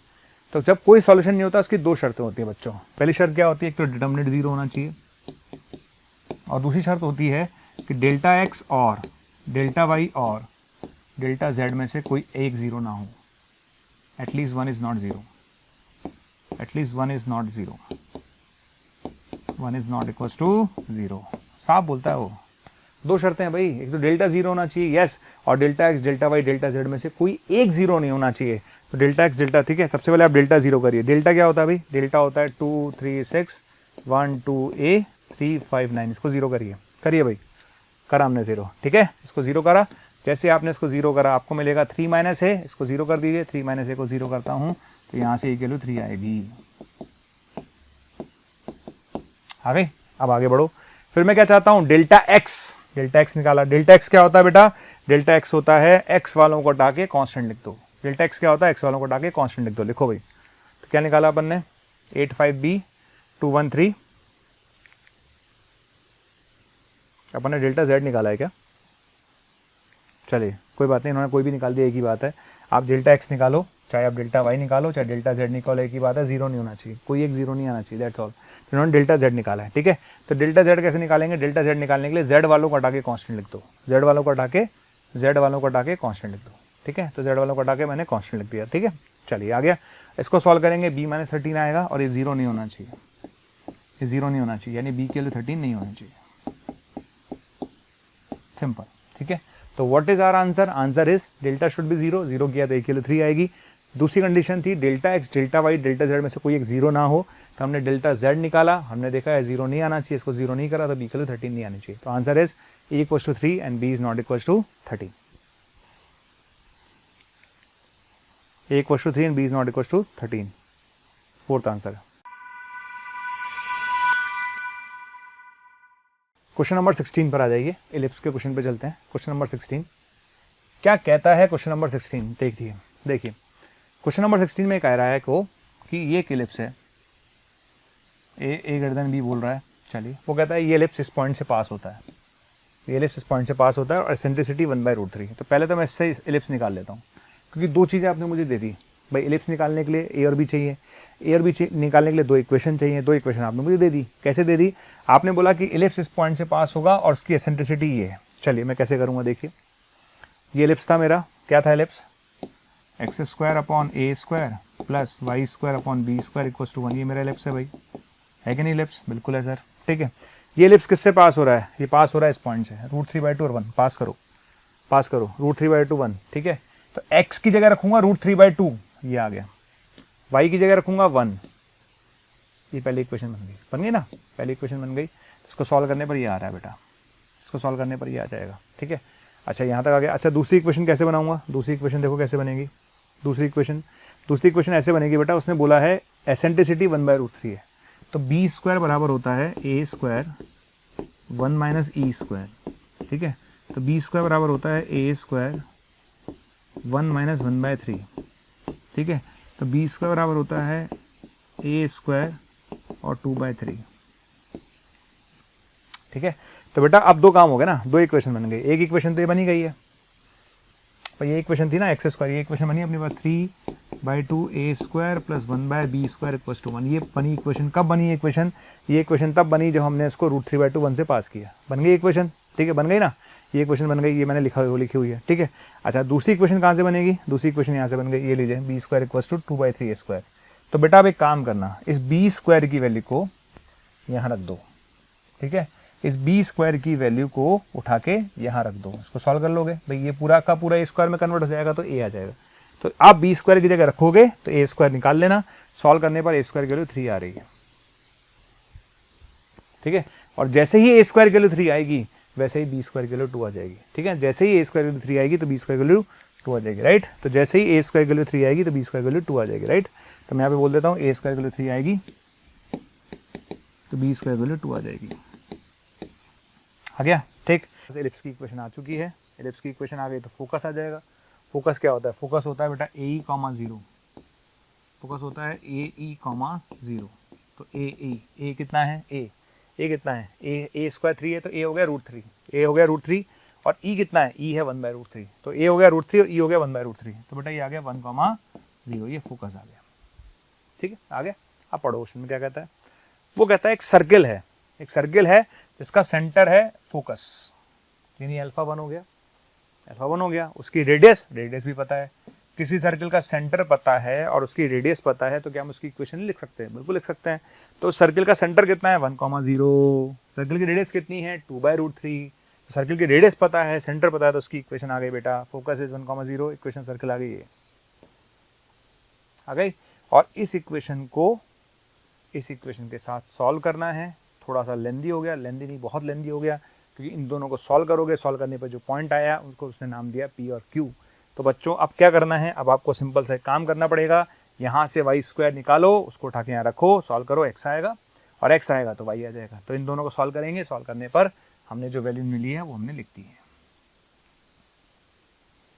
ठीक है, तो यहाँ से पॉइंट कौन कौन से आ गए, 2 पॉइंट आ गए, एक तो P आ गया 1,2/√3, एक Q आ गया 1, ये लीजिए। तो P पता है, Q पता है, P Q निकाल लेना, निकाल लोगे तो P Q निकल जाएगा 4/√3 और उसका स्क्वायर कर देना, स्क्वायर करते हैं आंसर आएगा 16/3। ठीक है, चलिए आगे बढ़ते हैं।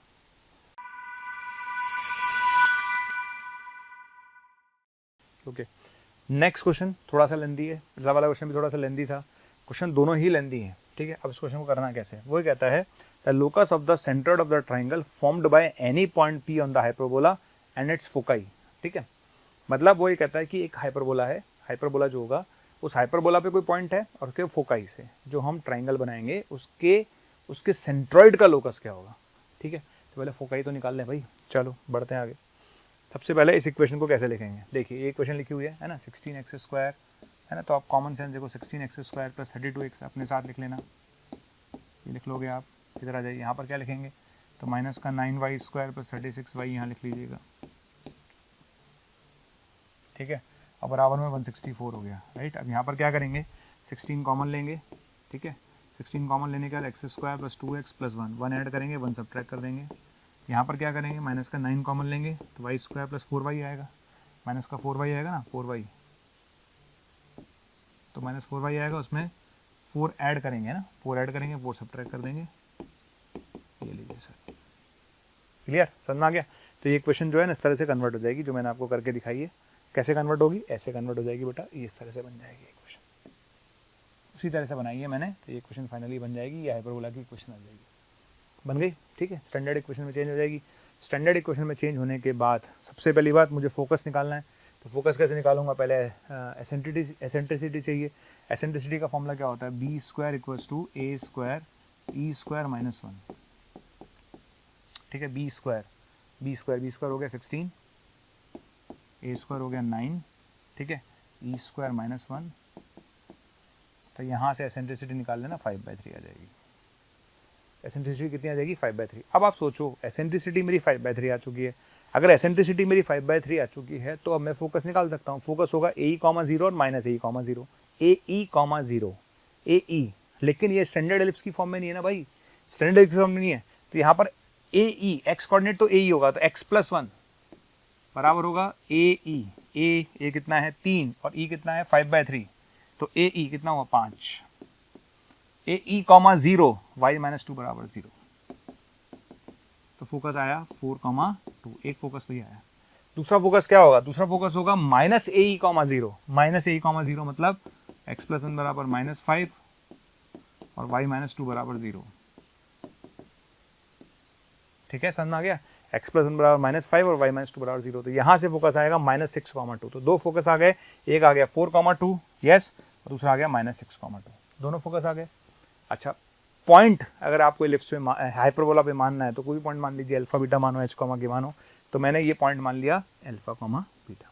ठीक है, तो ये पॉइंट किस पे माना मैंने, हाइपरबोला पे माना, ये दोनों फोकाई मैं निकाल चुका हूँ, ये ट्राइंगल बन गया और इस ट्राइंगल के सेंट्रोइड का लोकस चाहिए, तो सेंट्रोइड मान लेते हैं h के, सेंट्रोइड क्या मान लेते हैं, h के मान लिया। तो क्या हमें सेंट्रोइड लिखना आता है, बिल्कुल लिखना आता है, तो h बराबर क्या लिखेंगे, अल्फा, h बराबर क्या लिखेंगे, अल्फा -6 + 4/3 और k बराबर लिखेंगे बीटा + 2 + 2/3। रिपीट कर रहा हूँ, h बराबर क्या लिखेंगे, h बराबर लिखेंगे अल्फा -6 + 4/3 और बीटा क्या लिखेंगे, बीटा लिखेंगे, सॉरी के क्या लिखेंगे, के लिखेंगे बीटा प्लस 2 ऐसे लिखते हैं। ओके ऐसे लिखते हैं। तो यहाँ से अल्फा निकालो प्यारे बच्चों, यहाँ से बीटा निकालो प्यारे बच्चों, निकाला। और चूंकि अल्फा और बीटा किस पर लाई कर रहे हैं, हाइपरबोला पर लाई कर रहे हैं, तो हाइपरबोला की इक्वेशन को क्या करेंगे, सेटिस्फाई करेंगे। तो अल्फा और बीटा को उठा के हाइपरबोला की इक्वेशन में रख दीजिए। आपने हाइपरबोला की इक्वेशन में रख दिया, आपने हाइपरबोला की इक्वेशन में रख दिया, सॉल्व कर लिया। और लास्ट में एच और के को रिप्लेस करेंगे एक्स और वाई से, एच और के को रिप्लेस करेंगे एक्स और वाई से। तो ये आपका आंसर है। ठीक है, चलिए तो ये आपका आंसर होगा। लेंदी है सॉल्यूशन समझाना, फिर भी थोड़ा सा कम टाइम लगता है, लेकिन इसको आप खुद करोगे तो थोड़ा टाइम ज़्यादा लगेगा। ठीक है बेटा, तो ये आंसर होगा इसका।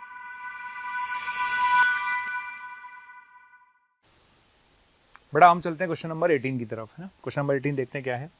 16 क्वेश्चन जो था वो अपने पास जो था कोऑर्डिनेट ज्योमेट्री का था, 17 क्वेश्चन जो था वो भी कोऑर्डिनेट ज्योमेट्री का था, 18 क्वेश्चन जो है वो भी कोऑर्डिनेट ज्योमेट्री का है। Let a parabola p such that its vertex and focus lie on the positive x axis at the distance 2 and 4 units from the origin. ठीक है, मैं समझ गया, आप भी समझ गए होंगे। क्या समझ में आया भाई?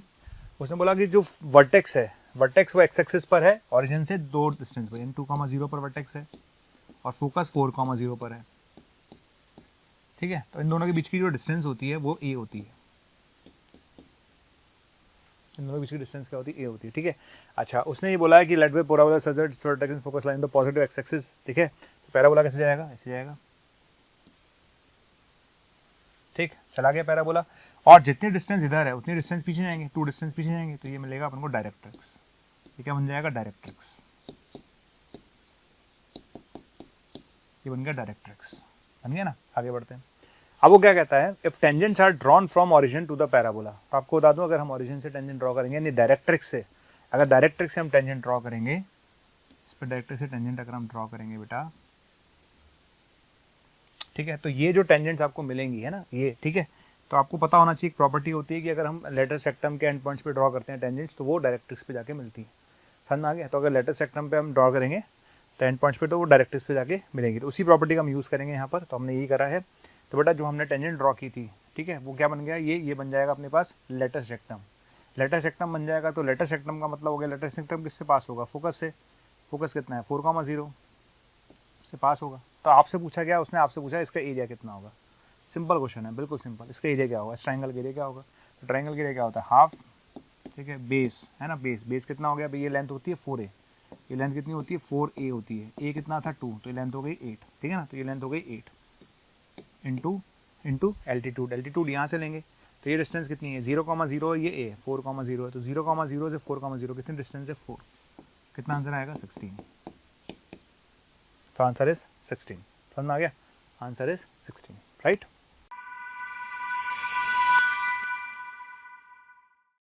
चलिए अब आता है नेक्स्ट क्वेश्चन पर। ये भी सिंपल क्वेश्चन है, 19 वाला।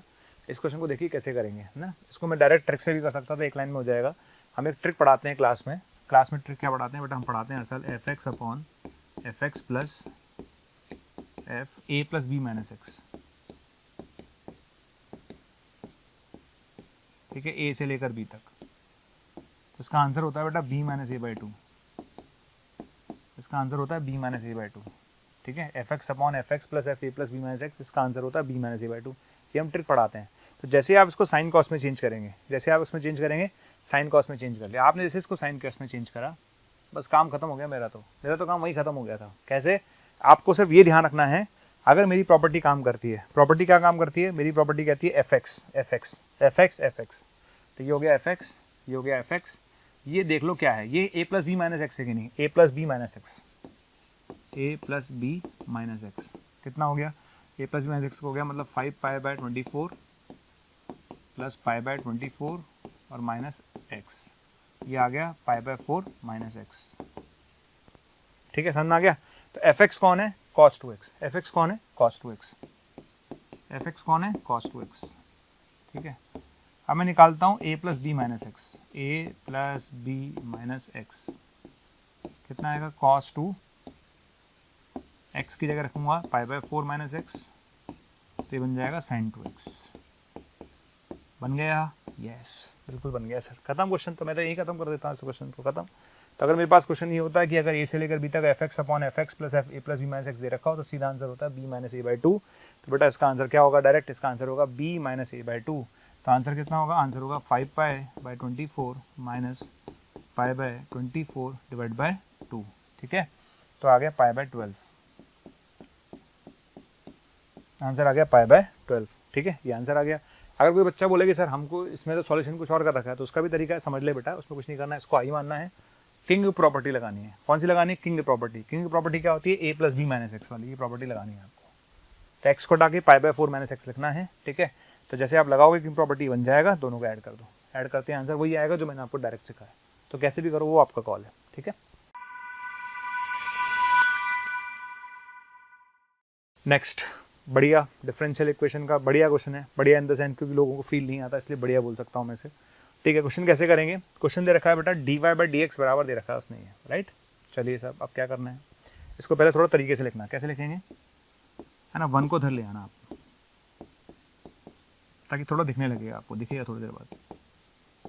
1 को धर ले आए। ठीक है, आप देखो क्या करेंगे, ये बनेगा dy - dx, है ना, इसको नीचे ले आओ, बराबर में क्या बचेगा, ठीक है ना। अच्छा, dy - dx और x dx ये बच जाएगा बेटा। अब ये इंटीग्रेबल है, आराम से दोनों तरफ इंटीग्रेट कर देंगे। ठीक है, तो मैंने क्या किया, देखो हमने पहले ऐसे लिखा, ये लिखा था मैंने पीछे ऐसे दोनों तरफ, है ना। अब दोनों तरफ इंटीग्रेशन कर दो, यहाँ भी इंटीग्रेशन कर दीजिए, यहाँ भी इंटीग्रेशन कर दीजिए। ठीक, अब एक चीज़ ध्यान रखना आप, ये जो लिखा हुआ है ना, इसको ऐसे लिख सकते हैं बेटा, d of y - x upon e की पावर y - x बराबर x dx। अब इसको ऊपर भी तो लेके जाऊंगा, तो ये e की पावर माइनस बनेगा, क्या बनेगा, e की पावर माइनस। ठीक है, तो बेटा ये ऊपर जाएगा ना, ये ऊपर जाएगा तो क्या बनेगा, e की पावर y - x का माइनस हो जाएगा, या इसको आप ऐसे लिख सकते हो, इंटीग्रेशन ऑफ e की power minus y - x dy - x बराबर में क्या बचेगा, x dx। ठीक है बेटा, तो डिफरेंशिएशन कर लोगे आप। तो इसका e की पावर माइनस एक्स कंडीशन क्या होता है, माइनस e की power minus x, minus e की पावर माइनस एक्स और x ही आ जाएगा। ये इंटीग्रेशन आ गया बेटा, आ गया। इंटीग्रेशन करने के बाद आपसे क्वेश्चन में क्या कहता है वो पढ़ लो। क्वेश्चन में कहता है y0 0 है, y0 0 है, तो y0 0 इसका मतलब x की जगह 0, y की जगह 0 को c आ जाएगा। c आते ही आपके पास ये बन जाएगा, c के लिए रखते ही आपके पास ये बन जाएगा। यहाँ तक कोई दिक्कत नहीं है। पहला फील ही इंपॉर्टेंट है इस क्वेश्चन में, इस क्वेश्चन का पहला फील ही इंपॉर्टेंट है बच्चों। पहला फील जो मैंने आपको सिखाया वो पहला फील ही इंपॉर्टेंट है, ये वाला, बस इतना फील आ गया, क्वेश्चन खत्म। ठीक है, इंटीग्रेशन करेंगे, ये आ जाएगा, सी आ जाएगा, सी आते ही आ जाएगा। अब आप लॉग ले लेना, क्या लेंगे, लॉग। तो जैसे लॉग लेंगे ई बेस पर, जैसे लॉग लेंगे तो क्या आएगा, मैं दिखा देता हूँ। लॉग लेंगे ई बेस पर तो ये आएगा x - y बराबर ln, लॉग लेंगे तो आएगा ln 2 - x²/2। लॉग ले लिया दोनों तरफ, ये आ जाएगा बेटा, आ गया। तो यहाँ से y निकल कर आ गया, y की वैल्यू आ गई ये, x - y की वैल्यू आ गई ये। ठीक है ना, आगे बेटा y की वैल्यू ये। ठीक है, यहाँ तक आने के बाद जो क्वेश्चन खत्म नहीं करा उन्होंने, अब उन्होंने जान ले ली बच्चे की पूरी। उसका तो मिनिमम वैल्यू ऑफ y(x). अब मिनिमम वैल्यू ऑफ y(x) का मतलब अब हमें जाना पड़ेगा मैक्सिमम मिनिमा के पास। किसके पास जाना पड़ेगा, मैक्सिमम मिनिमा के पास जाना पड़ेगा। यानी फंक्शन निकालने के बाद अब मुझे इसको डिफरेंशिएट करना पड़ेगा। तो जब आप इसको डिफरेंशिएट करेंगे, dy/dx निकालना, आराम से निकालना, सारे बच्चे इसका dy/dx निकाल लेना। तो dy/dx निकल कर बेटा ये आएगा, आराम से निकालना, मैं फिर बोल रहा हूँ, आराम से dy/dx निकाल लेना, ये आ जाएगा, ये आ जाएगा, आ गया। dy/dx निकालने के बाद अब क्या करना है, ऊपर से नीचे से माइनस कॉमन लो, ऊपर से और नीचे से माइनस कॉमन लो, ऊपर से और नीचे से माइनस कॉमन लो, ले लिया। ठीक है, ऊपर नीचे से माइनस कॉमन ले लिया। माइनस कॉमन लेने के बाद यहाँ से जो पॉइंट मिलेंगे वो मिलेंगे +-√2। क्या मिलेंगे, +-√2। अच्छा, ऊपर से क्या पॉइंट मिलेंगे, ऊपर से पॉइंट मिलेगा सीधा 4 से निकालना पड़ेगा, 2 + -√, यह आएगा 4 और +8 12 आएगा, /2 है ना। तो ये आ जाएगा बेटा 1 ± √3, ये आ जाएगा 1 ± √3। तो 4 पॉइंट हो गए आपके पास। 4 पॉइंट कौन कौन से हो गए, 1 - √3, 1 + √3, √2 और -√2, 4 पॉइंट मिलेंगे। ठीक, कुछ गड़बड़ करिए क्या, 2 √3 आएगा, √3 आना चाहिए था ना, यस ये √3 है भाई। ठीक है, और एक आएगा 1 + √3, 1 + √3 मुझे लेना नहीं है, 1 + √3 मुझे लेना नहीं है, लेकिन बता रहा हूँ plus minus plus minus plus ये बनेगा। ठीक है, पर आपको जो क्वेश्चन बोला गया बच्चों, वो क्वेश्चन बोला गया है -√2 से +√2 के बीच में। तो -√2 से +√2 के बीच में बोला गया है, तो ना तो मुझे ये पॉइंट चाहिए, मुझे इससे मतलब नहीं है, गोली मारो, मुझे नहीं चाहिए भैया, तुम हटाओ, मुझे तुम्हारा काम ही नहीं है। ठीक है, तो -√2 से +√2 के बीच में बात करते हैं। तो प्लस से जाते हैं माइनस तो मैक्सिमा, माइनस से प्लस जाते हैं तो मिनिमा, प्लस से जाते हैं माइनस तो मैक्सिमा। तो मैक्सिमम मिलेगा 2 पॉइंट पर, मिनिमम मिलेगा 1 पॉइंट पर। क्या चाहिए, मिनिमम वैल्यू चाहिए, तो मिनिमम वैल्यू मिलेगी बेटा इस पॉइंट को रखने पर। तो 1 माइनस रूट 3 रखने पर आपको मिनिमम वैल्यू मिलेगी। तो आपको मिनिमम वैल्यू कब मिलेगी, 1 माइनस रूट 3 रखने पर मिलेगी। तो आप बाई माइनस 1 माइनस रूट 3 रख दीजिए। किस में रखेंगे, 1 माइनस रूट 3 फंक्शन में, इसमें 1 माइनस रूट 3 इसमें रख दीजिए। 1 माइनस रूट 3 रखने पर आपको मिनिमम वैल्यू मिल जाएगी। ये आपका आंसर होगा। लेंदी, वेरी लेंदी क्वेश्चन। ठीक, आगे बढ़ते हैं।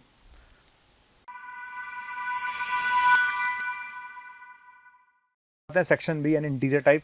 इंटीजर टाइप के क्वेश्चंस की मैं जरूर कहूँगा कि इस पेपर में पर्टिकुलर, इस पेपर में इंटीजर टाइप क्वेश्चन इतने टफ नहीं दिए थे उन्होंने, मतलब सिंगल करेक्ट ज़्यादा टफ दे दिए थे as compare to integer type. ठीक है, एक क्वेश्चन हम इसकी बात करते हैं।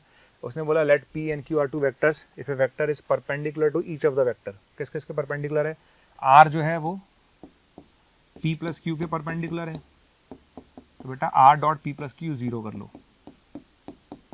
Are dot p plus q zero कर लो। दूसरा आर जो है वो पी माइनस क्यू के परपेंडिकुलर है बेटा, ठीक है, तो are dot P minus Q zero कर लो।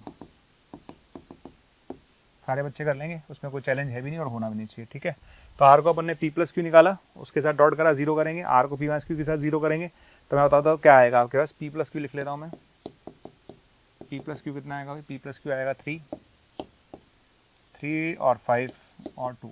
ठीक है, तो और एक आएगा पी माइनस क्यू, है ना, P minus Q. P minus Q कितना आएगा भाई, पी माइनस क्यू आएगा 1 और 0। चलिए, तो आर का इसके साथ डॉट लो, आर का इसके साथ डॉट लो, जीरो कर देते हैं। तो are dot p plus q zero करेंगे तो कितना आएगा भाई, ये आएगा 3 alpha plus 5 beta plus 2 gamma बराबर 0। ठीक है, और आर का पी माइनस क्यू के साथ लेंगे तो आएगा अल्फा प्लस बीटा बराबर 0। आ गया, ठीक है। अब समझना अच्छे से, अब मैं क्या करने वाला हूँ, क्या चमत्कार मैं मचाने वाला हूँ। ठीक है, अच्छा 3 अल्फा प्लस 3 बीटा 0 हो जाएगा। तो अल्फा प्लस बीटा तो 0 है ना, तो 3 अल्फा प्लस 3 बीटा 0 हो जाएगा। बचेगा कितना, बचेगा कितना, 2 बीटा प्लस 2 गामा। तो बताओ बीटा किसके बराबर हुआ, माइनस गामा के। ठीक है, अल्फा किसके बराबर हुआ, माइनस बीटा के। तो बीटा बराबर माइनस गामा, अल्फा बराबर माइनस बीटा, तो अल्फा बराबर गामा हो गया। आ गया, क्लियर है।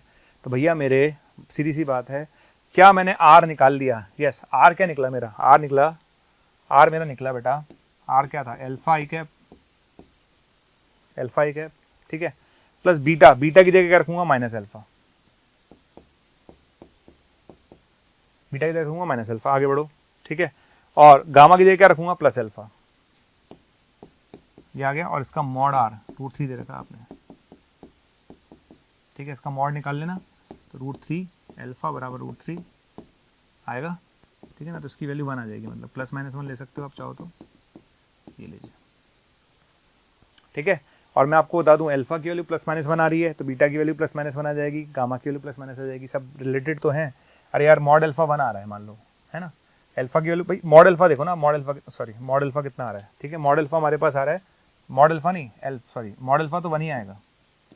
अल्फा की वैल्यू जो आएगी प्लस माइनस आएगी, लेकिन मॉड अल्फा की वैल्यू 1 आएगी। तो मॉड अल्फा की वैल्यू 1 है, तो मॉड बीटा की वैल्यू 1 होगी, मॉड गामा की वैल्यू 1 होगी, सबकी वैल्यू 1 1 हो जाएगी। तो क्वेश्चन में पूछा गया था, इन सब का सम पूछा था, इन सब का सम 3 हो जाएगा। ठीक, दूसरा तरीका मैंने इसका एक और करा रखा है, वो ये करा रखा है, हम ये बोलते हैं, हम एक मेथड और बोलते हैं कि अगर n n1 के परपेंडिकुलर है और n n2 के परपेंडिकुलर, तो हम ये भी बोलते हैं बेटा n पैरेलल हो गया n1 क्रॉस n2 के।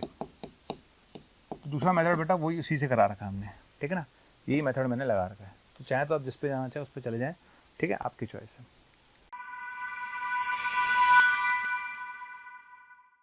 नेक्स्ट पर आ जाइए।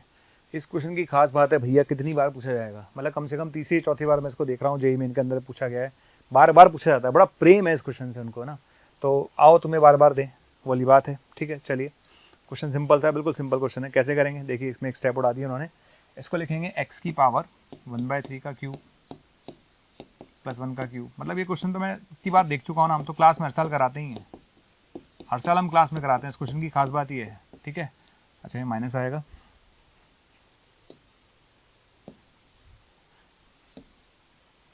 ठीक है, चलिए यहाँ तक आ गया, ठीक है। माइनस, इसके फैक्टर कर लो, √x - 1 इंटू √x + 1, ये लो भाई लोगों, ठीक है। इसमें से √x कॉमन ले लो, √x - 1, ये उड़ गया इसके साथ, उड़ा, कोई दिक्कत। अच्छा a q plus b q हम लगा लेंगे, a q plus b q लगाएंगे तो क्या आएगा, a plus b a square minus a b plus b square, नीचे आ जाओ, ये आ गया, ये आ गया और ये आ गया, ठीक है, और माइनस रूट एक्स प्लस 1 आ गया, तो ये उड़ गया, उड़ा, ठीक है, बस 1 से 1 उड़ जाएगा, 1 से 1 उड़ जाएगा, ठीक है। तो 1 से 1 उड़ते ही बेटा ये बचेगा, रूट एक्स भी तो था अपॉन में, यस, ठीक है, ओके। तो जब आप इसको लिखेंगे ना तो 1 से 1 उड़ जाएगा, तो बचेगा क्या, एक्स की पावर 1/3 माइनस 1 अपॉन एक्स की पावर 1/2, क्या बचेगा, एक्स की पावर 1/3 माइनस 1 अपॉन एक्स की पावर 1/2 उसकी पार्ट है। ये क्वेश्चन बनेगा। अब एक नॉर्मल क्वेश्चन बन गया है, इसके बाद तो कोई भी बच्चा कर लेगा, कोई दिक्कत ही नहीं है। इसकी जनरल टर्म हम सब लिखना जानते ही हैं। जनरल टर्म क्या होती है, 10CR, फर्स्ट की पावर 10 माइनस आर, सेकेंड की पावर आर, ठीक है, 10CR फर्स्ट की पावर 10 माइनस आर, सेकेंड की पावर आर। तो एक्स की सारी पावर ले लो, एक्स की पावर कौन कौन सी आ रही है, एक्स की पावर यहाँ से आएगा 10 माइनस r/3, एक्स की पावर 10 माइनस r/3, ये आएगा r/2, ठीक है। तो एक्स की पावर आएगा 10 माइनस r/3 और ये आएगा r/2, ठीक है, और ये 0 कर देना। इंडिपेंडेंट ऑफ एक्स चाहिए आपको, इंडिपेंडेंट ऑफ एक्स चाहिए, इसका मतलब ये 0 होना चाहिए। एक्स की पावर 0 होगी तभी तो इंडिपेंडेंट ऑफ एक्स मिलेगा, तो इसको 0 कर दीजिए, ठीक है बच्चे। तो इसको 0 कर देना। तो जैसे ही आपने 0 किया होगा इसको, यहाँ से r निकल कर आएगा 4, r निकल कर 4 आने का मतलब है fifth term independent of x होगी, fifth term independent of x होगी, ठीक है। चलिए आगे चलते हैं नेक्स्ट क्वेश्चन की तरफ। Now we move on question number 23 बोल सकते हैं या इंटीजर टाइप का थर्ड क्वेश्चन बोल सकते हैं अपन लोग, ठीक है। तो उसकी तरफ मूव करते हैं अपन लोग। देखिए सिंपल क्वेश्चन है, बिल्कुल सिंपल, बाइनोमियल के दोनों ही क्वेश्चन बहुत आसान है। The ratio of the coefficient of the middle term, ठीक है ना। देखिए 1 प्लस एक्स की पावर हमारे पास, ठीक है, 1 प्लस एक्स की पावर 20 है, राइट। अगर 1 प्लस एक्स की पावर 20 है, उसने बोला रेशियो ऑफ द कोफिशिएंट, तो मिडिल टर्म कौन सी होगी, भाई मिडिल टर्म होगी t 20/2 + 1, यानी t11 will be the minimum middle term. Obviously बात है, आपको पता होता है अगर n even होता है ना, 1 प्लस एक्स की पावर n है, और अगर n even होता है तो मिडिल टर्म होती है tn/2 + 1, tn/2 + 1 तो t11 हो गया। इसका कोफिशिएंट कितना आएगा, इसका कोफिशिएंट आएगा 20c10, इसका कोफिशिएंट आएगा 20c10, ठीक है। और अगर आपके पास पावर ऑड है, तो दो मिडिल टर्म होती हैं। दो मिडिल टर्म कौन कौन सी होती हैं, t19 + 1/2 और t19 + 3/2, ठीक है। तो ये आएगा अपने पास t10 और t11, दो मिडिल टर्म आएंगी अपने पास, ठीक है, दो मिडिल टर्म आएंगी। तो इनके कोफिशिएंट्स क्या आएंगे, है ना। इसका कोफिशिएंट अगर मैं निकालता हूँ तो इसका कोफिशिएंट आएगा बेटा 19c9, है ना, और इसका कोफिशिएंट निकालता हूँ तो कितना आएगा बेटा 19c10, राइट। तो बस आपसे कहता है कि the ratio of the coefficient of the middle term, इन दोनों का जो रेशियो है वो लिखना है आपको। तो इसका रेशियो क्या है, इसका तो आ गया 20c10, चलिए तो आगे बढ़ते हैं। इसका तो आ गया 20c10, इनका आ गया 19c9 + 19c10, कैसा है वो मैंने आपको एक्सप्लेन कर ही दिया, राइट। चलिए इनका रेशियो लिख लिया। एक प्रॉपर्टी होती है मैथ्स में NCR + NCR, तो हम बात कर रहे थे NCR + NCR - 1 बेटा, इसकी प्रॉपर्टी होती है बराबर होता है n+1 CR के, है ना। इसकी प्रॉपर्टी होती है NCR + NCR - 1 बराबर होता है n+1 CR के। तो यहाँ प्रॉपर्टी लगाइए NCR + NCR - 1, तो NCR + NCR - 1 हो गया बेटा n+1 CR, n+1 CR का मतलब 20c10। तो आंसर कितना आ गया 1। सिंपल नॉर्मल क्वेश्चन था, उसमें कुछ भी नहीं था। आगे बढ़ते हैं।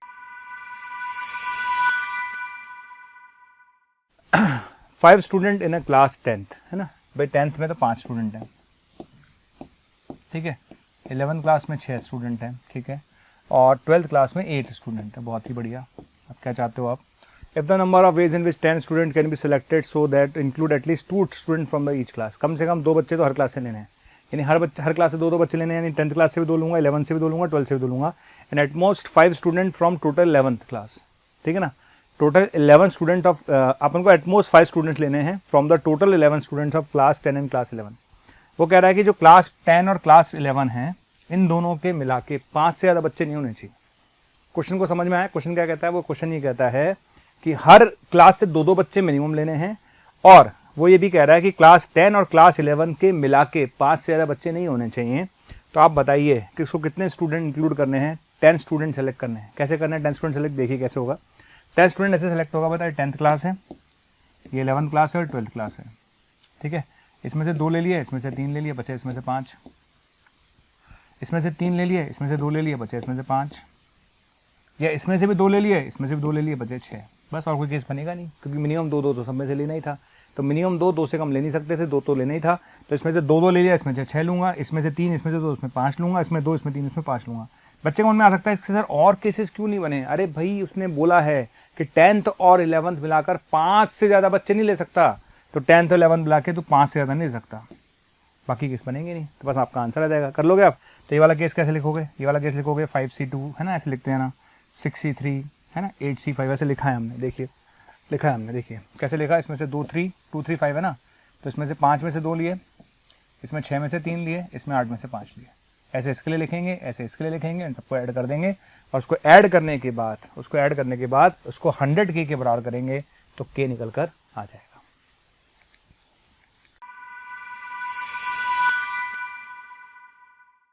आगे चलते नेक्स्ट। ये क्वेश्चन ठीक है, मतलब ये इंटीरियर टाइप में मुझे पहला क्वेश्चन ऐसा लग रहा है जो अपीलिंग है, ठीक ठाक है। अदरवाइज चारों क्वेश्चन लल्लू थे। 5वां देखिए कैसे करेंगे। उसने बोला कि ABCD दे रखा है, ABCD बिलोंग्स टू +-3 ऐसे दे रखा है। अच्छा f ऑफ a क्वेश्चन लिखा है उसने डिटर्मिनेट ऑफ a, उसने फंक्शन डिफाइन किया हुआ है कि f ऑफ a की जो वैल्यू है वो डिटर्मिनेट ऑफ a के बराबर है। तो डिटर्मिनेट a कितना हो गया? डिटर्मिनेट हो गया AD माइनस BC। ठीक है, समझ में आ गया। अब आगे क्या कहता है? अच्छा उसने बोला कि a बिलोंग्स टू तो m है ना, m मतलब m ये दे रखा है, ठीक है, और z is a set of integer, तो यहाँ से इंटीजर दे रखा है, ठीक है। Then the number of a such that f a equals to 15। वो कहता है f of a equals to 15 आना चाहिए। तो बताइए कि a कितने बनेंगे, कितने a बन सकते हैं, राइट। तो क्वेश्चन ये है हमारे पास, क्वेश्चन ये है, ठीक है। तो उसने बोला कि f of a equals to 15। f of a क्या है? Determinant of a। Determinant of a क्या है? AD minus BC। तो वो क्या चाहता है आपसे? वो चाहता है कि AD माइनस BC जो है 15 आ रहा है ना, AD माइनस BC जो 15 आ रहा है उसके कितनी पॉसिबिलिटीज हैं? तो सोचना चालू करो 15 कैसे आएगा। 15 ऐसे आएगा भाई, AD 9 हो जाए और BC -6 हो जाए, पहली पॉसिबिलिटी। पहली पॉसिबिलिटी है कि AD 9 हो जाए और BC जो -6 हो जाए, हमने बनाया भी है। अच्छा AD 9 कैसे हो सकता है? AD जो 9 हम बोल रहे हैं, AD 9 दो तरीके से हो सकता है। AD 9 दो तरीके से हो सकता है, तो 3,3 और एक -3,-3, ठीक है। और BC -6 कैसे हो सकता है? BC -6 चार तरीके से हो सकता है, 3 -2 -2,3 2, -3 और -3,2, ये चार तरीके से हो सकता है, ठीक है। समझ में आ गया। तो AD की वैल्यू 9 जो होती है दो तरीके से हो सकती है और BC की वैल्यू -6 चार तरीके से हो सकती है। तो टोटल पॉसिबिलिटी कितनी होगी? 2 × 4 यानी 8 पॉसिबिलिटी होगी। कितनी हो गई? 8। समझ में आ गया। टोटल पॉसिबिलिटीज 8 हो गई, उसके लिए 2 थी, इसके लिए 4 थी, टोटल 8 हो गई। अब नीचे आ जाइए। इसी तरीके से और चल सकते हैं। और कैसे भाई 15 बन सकता था, है ना भाई, और 15 बनाने के और क्या तरीके हो सकते हैं? एक पॉसिबिलिटी तो हमने डिस्कस करी, दूसरी पॉसिबिलिटी क्या हो सकती थी? दूसरी पॉसिबिलिटी हो सकती है कि AD 6 हो जाए और BC जो है वो -9 हो जाए, तो भी बन सकता है। दो तरीके हैं, AD 6 हो जाए, BC -9 हो जाए। तो दूसरी पॉसिबिलिटी हमने लिखी है AD 6 हो जाए और BC -9 हो जाए। अब AD 6 कैसे हो सकता है? तो वापस AD 6 सोचो कैसे हो सकता है। तो AD 6 होने के तरीके 2 × 3, ठीक है, 3 × 2 -2 -2 × -3 और -3 × -2, चार तरीके ये हो गए, ठीक है। और -9 होने के तरीके कितने होंगे? 2 होंगे, 3 × -3 और -3 × 3, ठीक है। समझ में आ गया। तो AD के 6 होने के तरीके 4 हैं, BC के तरीके जो हैं 2 हैं, तो 4 × 2 8 केसेस ये बनेंगे। तो 8 केसेस पहले वाले केस के लिए बने और 8 केसेस दूसरे वाले केस के लिए बने। तो आंसर कितना होगा? 8 + 8 यानी 16। 8 + 8 ऐसे 16 पॉसिबिलिटीज है। नेक्स्ट, ठीक है, बढ़िया क्वेश्चन था। मतलब क्वेश्चन इन द सेंस कि भाई जिसने स्टैटिस्टिक्स अच्छे से पढ़ी है उसके लिए तो नॉर्मल रेंज का क्वेश्चन है, क्योंकि ऐसे क्वेश्चन 11th क्लास में आते थे। और अब जब आप तैयारी कर रहे हो JEE मेन टॉपिक्स की, तो आपको पता ही है ऐसे क्वेश्चन में फॉर्मूला याद होना चाहिए, ठीक है। तो देखिए करेंगे कैसे। देखिए फॉर्मूला होता है मीडियन निकालने का, है ना। ये जो C दिख रहा है ना, C क्या कहलाता है? Cumulative frequency. C कहलाता है क्यूमुलेटिव फ्रीक्वेंसी बिफोर द या preceding the median class. Median class से पहले वाली क्लास की क्यूमुलेटिव फ्रीक्वेंसी, मीडियन क्लास से पहले वाले क्लास की क्यूमुलेटिव फ्रीक्वेंसी, ठीक है। अब ये क्यूमुलेटिव फ्रीक्वेंसी क्या होती है उसके बारे में बात करते हैं। सबसे पहले फ्रीक्वेंसी के बारे में बात करते हैं। If sum of all frequencies is 584, मतलब ये प्लस ये प्लस ये प्लस ये प्लस इन सबका सम कितना है बेटा? 584। तो लिखो भाई, इन सबका सम क्या करा मैंने? 584 कर दिया। कर दिया, इन सब का सम 584 करा, तो 584 करूँगा तो कितना आएगा, देखिए आएगा अल्फ़ा प्लस 164 194 प्लस बीटा बराबर कर देते हैं 584। तो यहाँ से अल्फ़ा प्लस बीटा निकल कर आ जाएगा और अल्फ़ा प्लस बीटा आएगा 390। एक रिजल्ट तो ये आ गया। ठीक है, आगे बढ़ते हैं, एक रिजल्ट ये आ गया। अच्छा, दूसरा क्या कहता है वो, मीडियन इज 45। मीडियन इज 45 मतलब मीडियन क्लास ही हो गई अपनी सेलेक्ट, ये डिसाइड हो गई मीडियन क्लास हमारे पास ही है, क्योंकि मीडियन 45 है यानी मीडियन क्लास ही सिलेक्ट हो गई। अब फॉर्मूला लगाएंगे, देखना फॉर्मूला क्या था। फॉर्मूला होता है मीडियन निकालने का L प्लस n/2 माइनस सी का मतलब यहाँ पर है cumulative frequency preceding the median class, median class से पहले वाली क्लास की क्यूमुलेटिव फ्रिक्वेंसी। और f क्या है, f है मीडियन क्लास की फ्रिक्वेंसी, f क्या है, मीडियन क्लास की फ्रिक्वेंसी। ठीक है, अच्छा n/2 क्या है, n है total frequency divide by 2, sum of total frequency divide by 2। तो ये तो हो गया टोटल फ्रिक्वेंसी डिवाइड बाय 2, ये हो गया cumulative frequency preceding the median class, ये फ्रीक्वेंसी हो गई frequency of the median class. h क्या हो गया, इंटरवल, कितने का इंटरवल है, और l क्या हो गया, lower limit of the median class, l क्या हो गया, lower limit of the median class. तो फॉर्मूला लगाते हैं, तो m की जगह क्या रखूंगा बेटा, m की जगह रखूंगा 45 जो आपने गिवन है, m की जगह रखूंगा 45 equals to l is the lower limit of median class. तो lower limit of median class कितनी है, 40, lower limit of median class कितनी है 40, तो 40 लिखा प्लस n/2 का मतलब होता है टोटल फ्रीक्वेंसी का आधा, टोटल फ्रीक्वेंसी दी रखी थी आपने 584 का आधा कितना हुआ, 584 का आधा हो गया बेटा 292 माइनस मीडियन क्लास से पहले वाली क्लास की क्यूमुलेटिव फ्रीक्वेंसी, मीडियन क्लास कौन सी, ये रही, ये मीडियन क्लास है बेटा, ये मीडियन क्लास है, उससे पहले वाली क्लास की क्यूमुलेटिव फ्रीक्वेंसी ये लेंगे, तो ये रख दिया। ठीक है, डिवाइड बाय फ्रीक्वेंसी, कौन सी वाली फ्रीक्वेंसी, मीडियन क्लास की फ्रीक्वेंसी, वो कितनी है 30, कितनी 30। ठीक है, इनटू डिफरेंस जो विड्थ होती है 10, फिर तो इसको सॉल्व करेंगे, तो यहाँ से सॉल्व करने पर बेटा यहाँ से अल्फा की वैल्यू निकल कर आएगी, अल्फा की वैल्यू आएगी 113। जिस बच्चे की अल्फा आ गया, अल्फा प्लस बीटा हम निकाल चुके थे 390, तो अल्फा पता है, बीटा निकल जाएगा, और अल्फा बीटा पता है, तो दोनों का डिफरेंस निकल जाएगा। ठीक है, तो ये आंसर आएगा।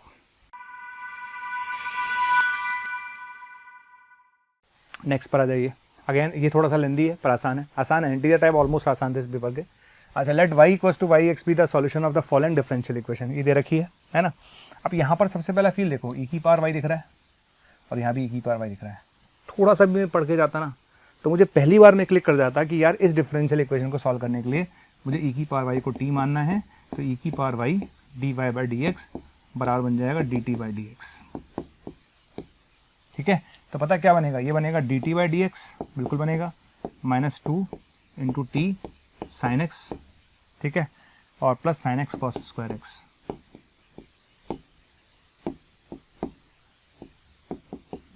ये बनेगा बेटा, ये बनेगा बेटा क्वेश्चन। ठीक है, तो ये बनेगी equation dt by D x -2t sine x plus sine x cos square x. ये इक्वेशन आपकी बनेगी which is a linear differential equation. Linear differential equation को सॉल्व करना कोई बड़ी बात नहीं है। तो देखो मैंने इसको t माना, ठीक है, ये बन गया, इसकी लीनियर डिफरेंशियल इक्वेशन बन गई। लीनियर डिफरेंशियल इक्वेशन बनने के बाद आप इसका IF निकालेंगे, इंटीग्रेटिंग फैक्टर। इंटीग्रेटिंग फैक्टर कैसे निकालेंगे, e की पावर -2 साइन एक्स का इंटीग्रेशन कर दीजिए, ठीक है, तो इंटीग्रेटिंग फैक्टर आएगा e की power 2 cos x। Integrating factor कितना आएगा, e की पावर 2 cos x, तो हमने लिखा है। ठीक है, सॉल्यूशन आपको लिखना आता ही है। सॉल्यूशन क्या होता है, लीनियर डिफरेंशियल इक्वेशन का सॉल्यूशन होगा t into I F equals to integration q into I F, ठीक है, q इंटू आई एफ ये लिख लेंगे। तो t इंटू आई एफ बराबर q इंटू आई एफ। बेटा इसका इंटीग्रेशन करना है। इंटीग्रेशन करने के लिए आप एक काम करिए, यहाँ पर आप cos x को t मानिए। क्या करेंगे, cos x को z माना है तो cos x को z मान लीजिए। चलिए मैं भी z मान लेता हूँ। cos x को z मानूंगा तो cos x का डिफरेंशिएशन होगा minus sine x D x, ये चला जाएगा यहाँ से। cos x का डिफरेंशिएशन होगा minus sine x D x, ये चला जाएगा, तो ये फॉर्म बन जाएगी, ये वाली बन गई। ठीक है, और ये अपने पास बन जाएगा। यहाँ बाई पार्ट लगाएंगे, जेड स्क्वायर ई की पावर 2z, ये बाई पार्ट लगाएंगे, बाई पार्ट लगा के इंटीग्रेशन करना है। तो जेड स्क्वायर ई की पावर 2z का आप इंटीग्रेशन करेंगे, तो उसका इंटीग्रेशन कर लेने के बाद, जैसे ही आप इसका इंटीग्रेशन कर लेंगे, सारे बच्चे कर लेंगे, कोई चैलेंज नहीं है। जब आप इंटीग्रेशन कर लेंगे तो इंटीग्रेशन करने के बाद ये आ जाएगा आपके पास। बाई पार्ट लगाना है, ध्यान रखना है, यहाँ पर क्या लगाना है, बाई पार्ट लगाना है, सिंपल बाई पार्ट लगाएंगे तो ये आ जाएगा। क्लियर। अच्छा, तो सबसे पहली स्टेप इंपॉर्टेंट थी, ई की पावर वाई को टी मानना। ई की पावर वाई को टी मानते ही लीनियर बनेगा। लीनियर बनता है हम IF निकालेंगे, IF निकालने के बाद हम सॉल्यूशन निकालेंगे, सॉल्यूशन निकालने के बाद ये फॉर्म बनेगी। यहाँ हम बाई पार्ट लगाएंगे, उसका ये बन जाएगा। ठीक, उसके बाद करना क्या होता है, हर क्वेश्चन की तरह आपको कुछ ना कुछ दिया जाता है। उसने रखा है y ऑफ π/2 बराबर 0। y ऑफ π/2 बराबर 0 का मतलब x इक्वल्स टू π/2 पर y की वैल्यू 0 है। x equals to pi by 2 पर y की वैल्यू 0 है, तो c निकल कर आ जाएगा, c निकल कर आ जाएगा। तो इस c की जगह आप वैल्यू रख देना, c की वैल्यू रख दोगे ये, ठीक है बेटा, ये आ जाएगा। और लास्ट में बस उसने करना क्या है, एक लास्ट में छोटा सा काम पूछा है उसने, आपसे पूछा है y ऑफ 0, क्या पूछा है बेटा, y ऑफ 0, y ऑफ 0 का मतलब है x बराबर 0 पर y की वैल्यू। तो जब आपने c निकाल लिया, जैसे मैंने c निकाल लिया, c निकालने के बाद क्या करेंगे, इस पूरे एक्सप्रेशन में जब मैंने c निकाला तो c निकालने के बाद x की जगह 0 रख दो, बस x की जगह 0 निकलो। और जो आंसर आएगा x बराबर 0 रखने पर, उस आंसर को आप कंपेयर करेंगे इससे कंपेयर कर लो, तो अल्फा बीटा निकल जाएगा। ठीक है, समझ में आ गया। मैं रिपीट कर रहा हूँ, मैं दोबारा देखते हैं। यहाँ तक बेटा अपन आगे बढ़े, तो यहाँ तक आने के बाद बेटा अपने को c आया, c आता ही एक्सप्रेशन आया। इस एक्सप्रेशन में चाहो तो लॉग ले लो, लॉग इसलिए ले लिया उसने, लॉग इसलिए ले लिया बेटा क्योंकि लॉग उसको चाहिए, लॉग की फॉर्म में क्वेश्चन दे रखा था, तो इसने यहाँ पे लॉग लिया बेटा। जब लॉग लेंगे तो ये बन जाएगा, उसके बाद x की जगह 0 रख दो, तो x इक्वल टू 0 रखने पर जो वैल्यू आएगी उस वैल्यू को उससे कंपेयर करिए, तो अल्फा और बीटा आ जाएगा। ठीक है, ये आपका आंसर। नेक्स्ट 8 नंबर के क्वेश्चन चलते हैं। ऐसा क्वेश्चन जेई में आया हुआ है, उसी कॉपी करके थोड़ा सा अच्छा क्वेश्चन बनाया गया है, अच्छा क्वेश्चन बनाया गया, लेकिन जिस बच्चे ने जेई का क्वेश्चन किया हुआ था उसे दिक्कत नहीं आएगी। देखिए मैं करता हूँ क्या, देखिए पी एन दे रखा उसने अल्फा की पावर एन माइनस बीटा की पावर एन,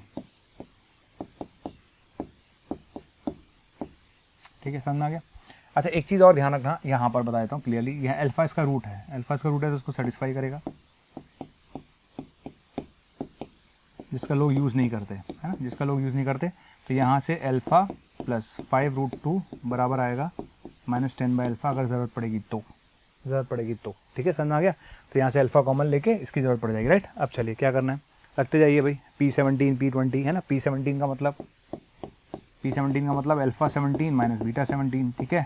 अच्छा P20 का मतलब क्या हुआ, P20 का मतलब हो गया बेटा अल्फा 20 माइनस बीटा 20, ये रखते जाइए, सब रख दीजिए, रखिए भाई, रखिए, ठीक है ना। तो ये रख दिया अपन ने।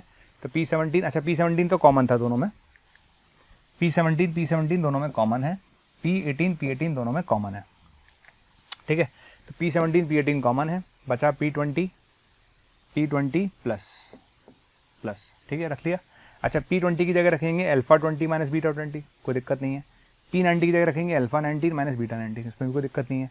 P19 की जगह रखेंगे अल्फा 19 माइनस बीटा 19 और P18 की जगह रखेंगे ये, यहाँ तक कोई चैलेंज नहीं। अब आगे देखो, सबसे इंपॉर्टेंट स्टेप अब आने वाली है, अल्फा की पावर 20, ठीक है, और अल्फा की पावर 19 में अल्फा कॉमन आ गया, अल्फा की पावर 19 कॉमन आ गया, तो ये बचेगा कॉमन लेने के बाद।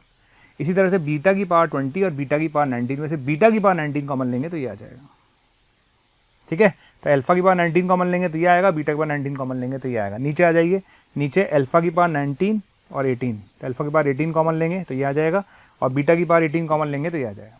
अब इंपॉर्टेंट स्टेप क्या बोली थी मैंने, जो स्टेप आपको शुरू में दिखा दी थी कि बेटा ये यूज़ करना है अपन को, बस यही चीज़ इंपॉर्टेंट है, यही यूज़ करना है इस क्वेश्चन में, और कुछ भी नहीं है। तो बच्चों क्या करेंगे, अब देखो क्या हुआ।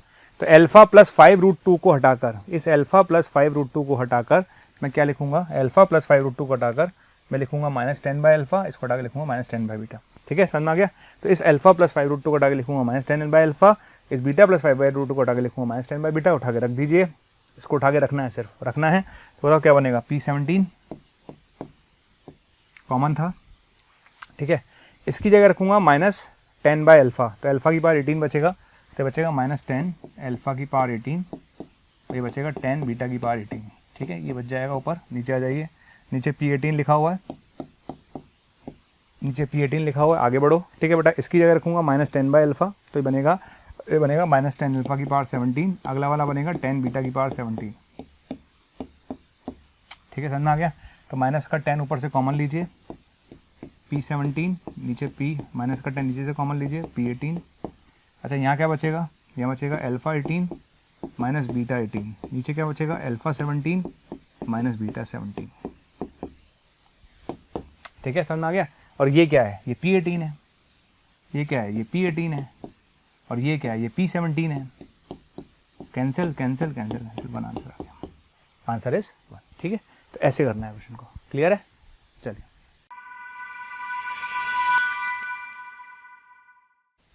नेक्स्ट, ये भी ठीक है क्वेश्चन, अच्छा क्वेश्चन है, ठीक है, इसको मैं कह सकता हूँ ठीक ठाक क्वेश्चन है। चलिए देखिए क्वेश्चन क्या कहता है, क्वेश्चन कहता है कि इन दोनों मैट्रिक्स का जो प्रोडक्ट है वो ये आ रहा है, वही कहता है आपसे कि 0 आयोटा, ठीक है, 0 आयोटा और 1 0 है ना, और ये लिखा हुआ है ABCD, ठीक है।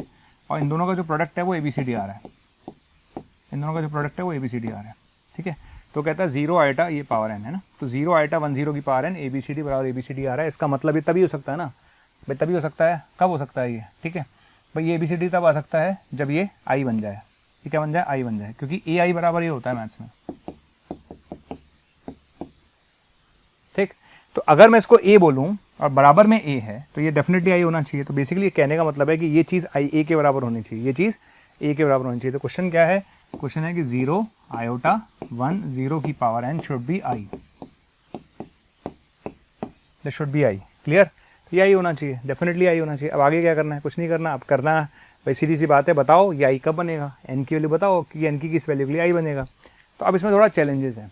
चैलेंज कैसे है कि भैया इसको सॉल्व करना पड़ेगा, यानी अगर इसको मैं B बोल दूँ तो इसकी पावर्स निकालनी पड़ेगी अपन को, इसकी पावर निकालनी पड़ेगी, किस पावर पे जाके ये I बनेगा, वो चैलेंज है। तो पहले आपको B² निकालना पड़ेगा, क्या निकालना पड़ेगा, B², ठीक है। जैसे आपने इसका B² निकाला, B² कितना आएगा, B² आएगा 0 आयोटा 1 0 0 आयोटा 1 0, तो ये आएगा बेटा आयोटा,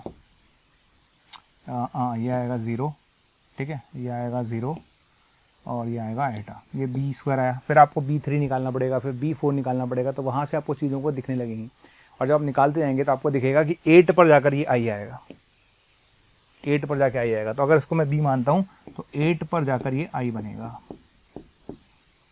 तो है कि लेंदी हो गया क्वेश्चन भाई, पहला फील तो सबको आ जाएगा, एक नॉर्मल बच्चे को भी फील आ जाएगा कि भैया अगर ये बराबर दे रखे हैं तो definitely this should be identity matrix, matrix होना चाहिए, आइडेंटिटी मैट्रिक्स होना चाहिए, बट कैसे, किस पावर पे I बनेगा, तो इसके लिए आपको स्क्वायर क्यूब सब निकालने पड़ेंगे। तो 8th पावर पे जाके I आएगा, और फिर 8th पर आएगा तो फिर वापस 16 पर आएगा, फिर 16 के बाद फिर 24 पर आएगा, यानी 8th के मल्टीपल पर ये I बनता जाएगा, ठीक है, 8th के मल्टीपल पर ये I बनता जाएगा।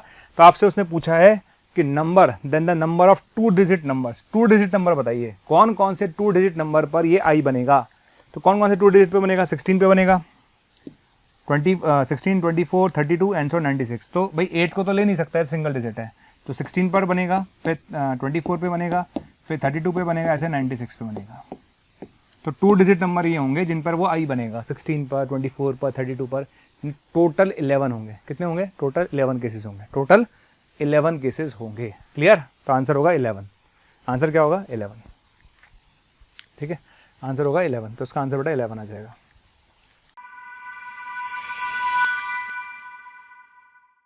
इस टेस्ट पेपर लास्ट क्वेश्चन में अगर हम देखें तो ये वाला पार्ट तो बहुत आसान है, ये तो इनफाइनाइट जीपी है, ये है इनफाइनाइट जीपी। इनफाइनाइट जीपी का सम होता है A/1 माइनस R, ठीक है।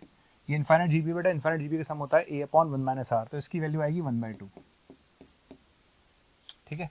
अच्छा, इसकी वैल्यू 1/2 आते ही ये बनेगा लॉग, अच्छे से देखना, ये 0.25 है, 0.25 होता है 1/4, और ये बचा 1/2, ठीक, सिंपल। मैं कह रहा हूँ किसको जरूरत ही नहीं इस क्वेश्चन को बताने की, क्या जरूरत है, सबको आता है क्या। अरे ये तो इनफाइनाइट जीपी है, A/1 माइनस R 1/2 आ गया, ये 1/4 हो गया। तो इसको क्या लिख सकता हूँ, इसको लिख सकता हूँ लॉग, इसको लिख सकता हूँ 1/2 का स्क्वायर, इसको लिख सकता हूँ 1/2, कोई दिक्कत नहीं। और आपको प्रॉपर्टी अगर याद हो, अगर आपको प्रॉपर्टी याद हो तो जो 2 आएगा वो अपॉन में आएगा, है ना, ये पावर का जो 2 आगे आएगा वो अपॉन में आएगा, तो ये 1/2 बनेगा, और ये बनेगा लॉग हाफ हाफ, ठीक है बेटा। तो इसकी वैल्यू आ गई 1/2, क्लियर। तो यानी इस वाले पोर्शन की वैल्यू तो मैंने निकाल ली हाफ, खत्म, इस वाले पोर्शन की वैल्यू निकाल ली मैंने हाफ, इसका काम खत्म। चलिए आगे बढ़ते हैं, ठीक है। तो इसके लिए हाफ निकाल चुका हूँ, अब बचा इस वाले पोर्शन की वैल्यू, ठीक है ना। आपको बता दूं यहाँ से ये पूरा पोर्शन जेईई मेन में आया जा चुका है, पहले ऑलरेडी जेईई मेन में आ चुका है ये, ठीक। इस क्वेश्चन को सॉल्व करने के लिए मैं डायरेक्ट फॉर्मूला बता रहा हूँ इनफाइनाइट AGP निकालने का। तो आप एक काम करेगा, इसका एक फॉर्मूला होता है मैथ्स में जो हम यूज़ करते हैं, A/1 minus R plus dr/1 minus R का होल स्क्वायर। मैं सारे क्वेश्चन इसी से करता हूँ इनफाइनाइट AGP के, बस ध्यान रखिए ये फॉर्मूला मैं तभी लगा सकता हूँ जब फर्स्ट टर्म 1 हो GP की। अगर GP की फर्स्ट टर्म 1 नहीं हो तो कृपया करके उससे 1 बना लें, उसके बाद आप ये फॉर्मूला आराम से मुंह फाड़ के लगा सकते हैं, ठीक है। तो यहाँ से आप देखेंगे तो यहाँ से ये AGP बन रही है, AGP यहाँ से बन रही है, ये AGP यहाँ से बनेगी, तो फॉर्मूला इसी पोर्शन में लगेगा, इस पोर्शन में फॉर्मूला लगेगा तो सही, पर फॉर्मूला लगाने के लिए आपको GP की फर्स्ट टर्म 1 बनानी पड़ेगी। तो मैं आपको बताता हूँ करना क्या होगा, 1 प्लस 1/3 कॉमन लीजिए, तो 2 बनेगा प्लस 6/3 बनिए प्लस 10/3 का स्क्वायर बनाइए इनफाइनाइट तक। ठीक है भैया। अब आप फॉर्मूला लगा सकते हो मुंह फाड़ के। कौन सा वाला फॉर्मूला? ये वाला मुंह फाड़ के लगाइए। कितना है? ए कितना है? 2। ए कितना है? 2। एपी की first term. D difference, common difference कितना है? 4। 2 6 10। ठीक है। और कॉमन रेशियो कितना है? 1/3। कॉमन रेशियो कितना है? 1/3। तो बेटा देखो कितनी वैल्यू आ रही है, मैं निकाल के दिखाता हूँ। ठीक है। तो यहाँ पर वैल्यू कैलकुलेट कर देता हूँ आपके लिए। 1 + 1/3, 1 + 1/3 है ना। ए कितना है? 2। तो 2/1 - r, 2/1 - r। ठीक है। 2/1 - r प्लस dr डी कितना था? डी कितना था? 4 है ना। dr अपॉन 1 - 1/3 का होल स्क्वायर। ठीक है। तो ये आ जाएगा 1 + 1/3, ये आएगा 2 + 2/3 और नीचे आएगा 1 - 1/3 का स्क्वायर यानी 4/9। ये लीजिए सर। ठीक है। तो ये आएगा 1 + 3/4, ये आ गया 8/3, ये आ गया 3 आ गया ना। तो आप इस तरीके से भी कर सकते हैं, जैसे ये तरीका अपन बताते ही हैं, सब्जेक्टिव अप्रोच अपन बताते ही हैं, एस मानेंगे फिर कॉमन रेशियो से मल्टीप्लाई करके खिसका के लिखते हैं, वो सब हम काम करते ही हैं। तो वो तरीका तो है ही कि आपने भी इसको एस माना, इसको आपने कॉमन रेशियो से मल्टीप्लाई करके फिर खिसका के आपने ऐसे लिख दिया है ना, वो सब कर सकते हैं। पर दूसरा तरीका जो मैंने बताया, यहाँ से वैल्यू 3 निकल कर आ गई। ठीक है। तो आप देखो क्या आंसर आया। आंसर क्या आएगा भाई? आंसर ऐसे आएगा बेटा, इसकी वैल्यू आपने निकाली 3 आई है, इसकी वैल्यू निकाली 3 आई है और इसकी वैल्यू निकाली थी हाफ आई है। ठीक है।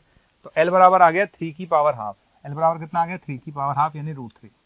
L बराबर आ गया 3 की पावर हाफ यानी √3 और आपसे L स्क्वायर पूछा गया था, तो L स्क्वायर आएगा 3। ठीक है। समझ में आ गया? चलिए, तो मैं इस पेपर को अगर कंक्लूड करूं, ऐसा अगर मैं एज ए स्टूडेंट सोचता, अगर मैं एज ए स्टूडेंट पेपर दे रहा होता, तो मेरा ये मानना है कि इस पेपर में 5-6 क्वेश्चन बहुत अच्छे थे। जैसे question number 1 was tough as मेरे हिसाब से, question number 2 was tough, question number 8 was tough. ठीक है। 1-2 क्वेश्चन बीच में आए, वो भी थोड़े टफ थे, है ना। और अगर इंटीजर टाइप को मैं कंक्लूड करूं तो इंटीजर टाइप ऑलमोस्ट नॉर्मल है। इस क्वेश्चन में 1 या 2 क्वेश्चन आप ठीक ठाक मान सकते हैं। तो इस पेपर में अगर देखा जाए तो 5 से 6 क्वेश्चन ऐसे थे जो टफ कैटेगरी में मैं रख सकता हूँ। बाकी इंटीजर टाइप नॉर्मल रेंज में थे, बाकी जो पेपर है वो भी नॉर्मल कैटेगरी में रख सकते हैं।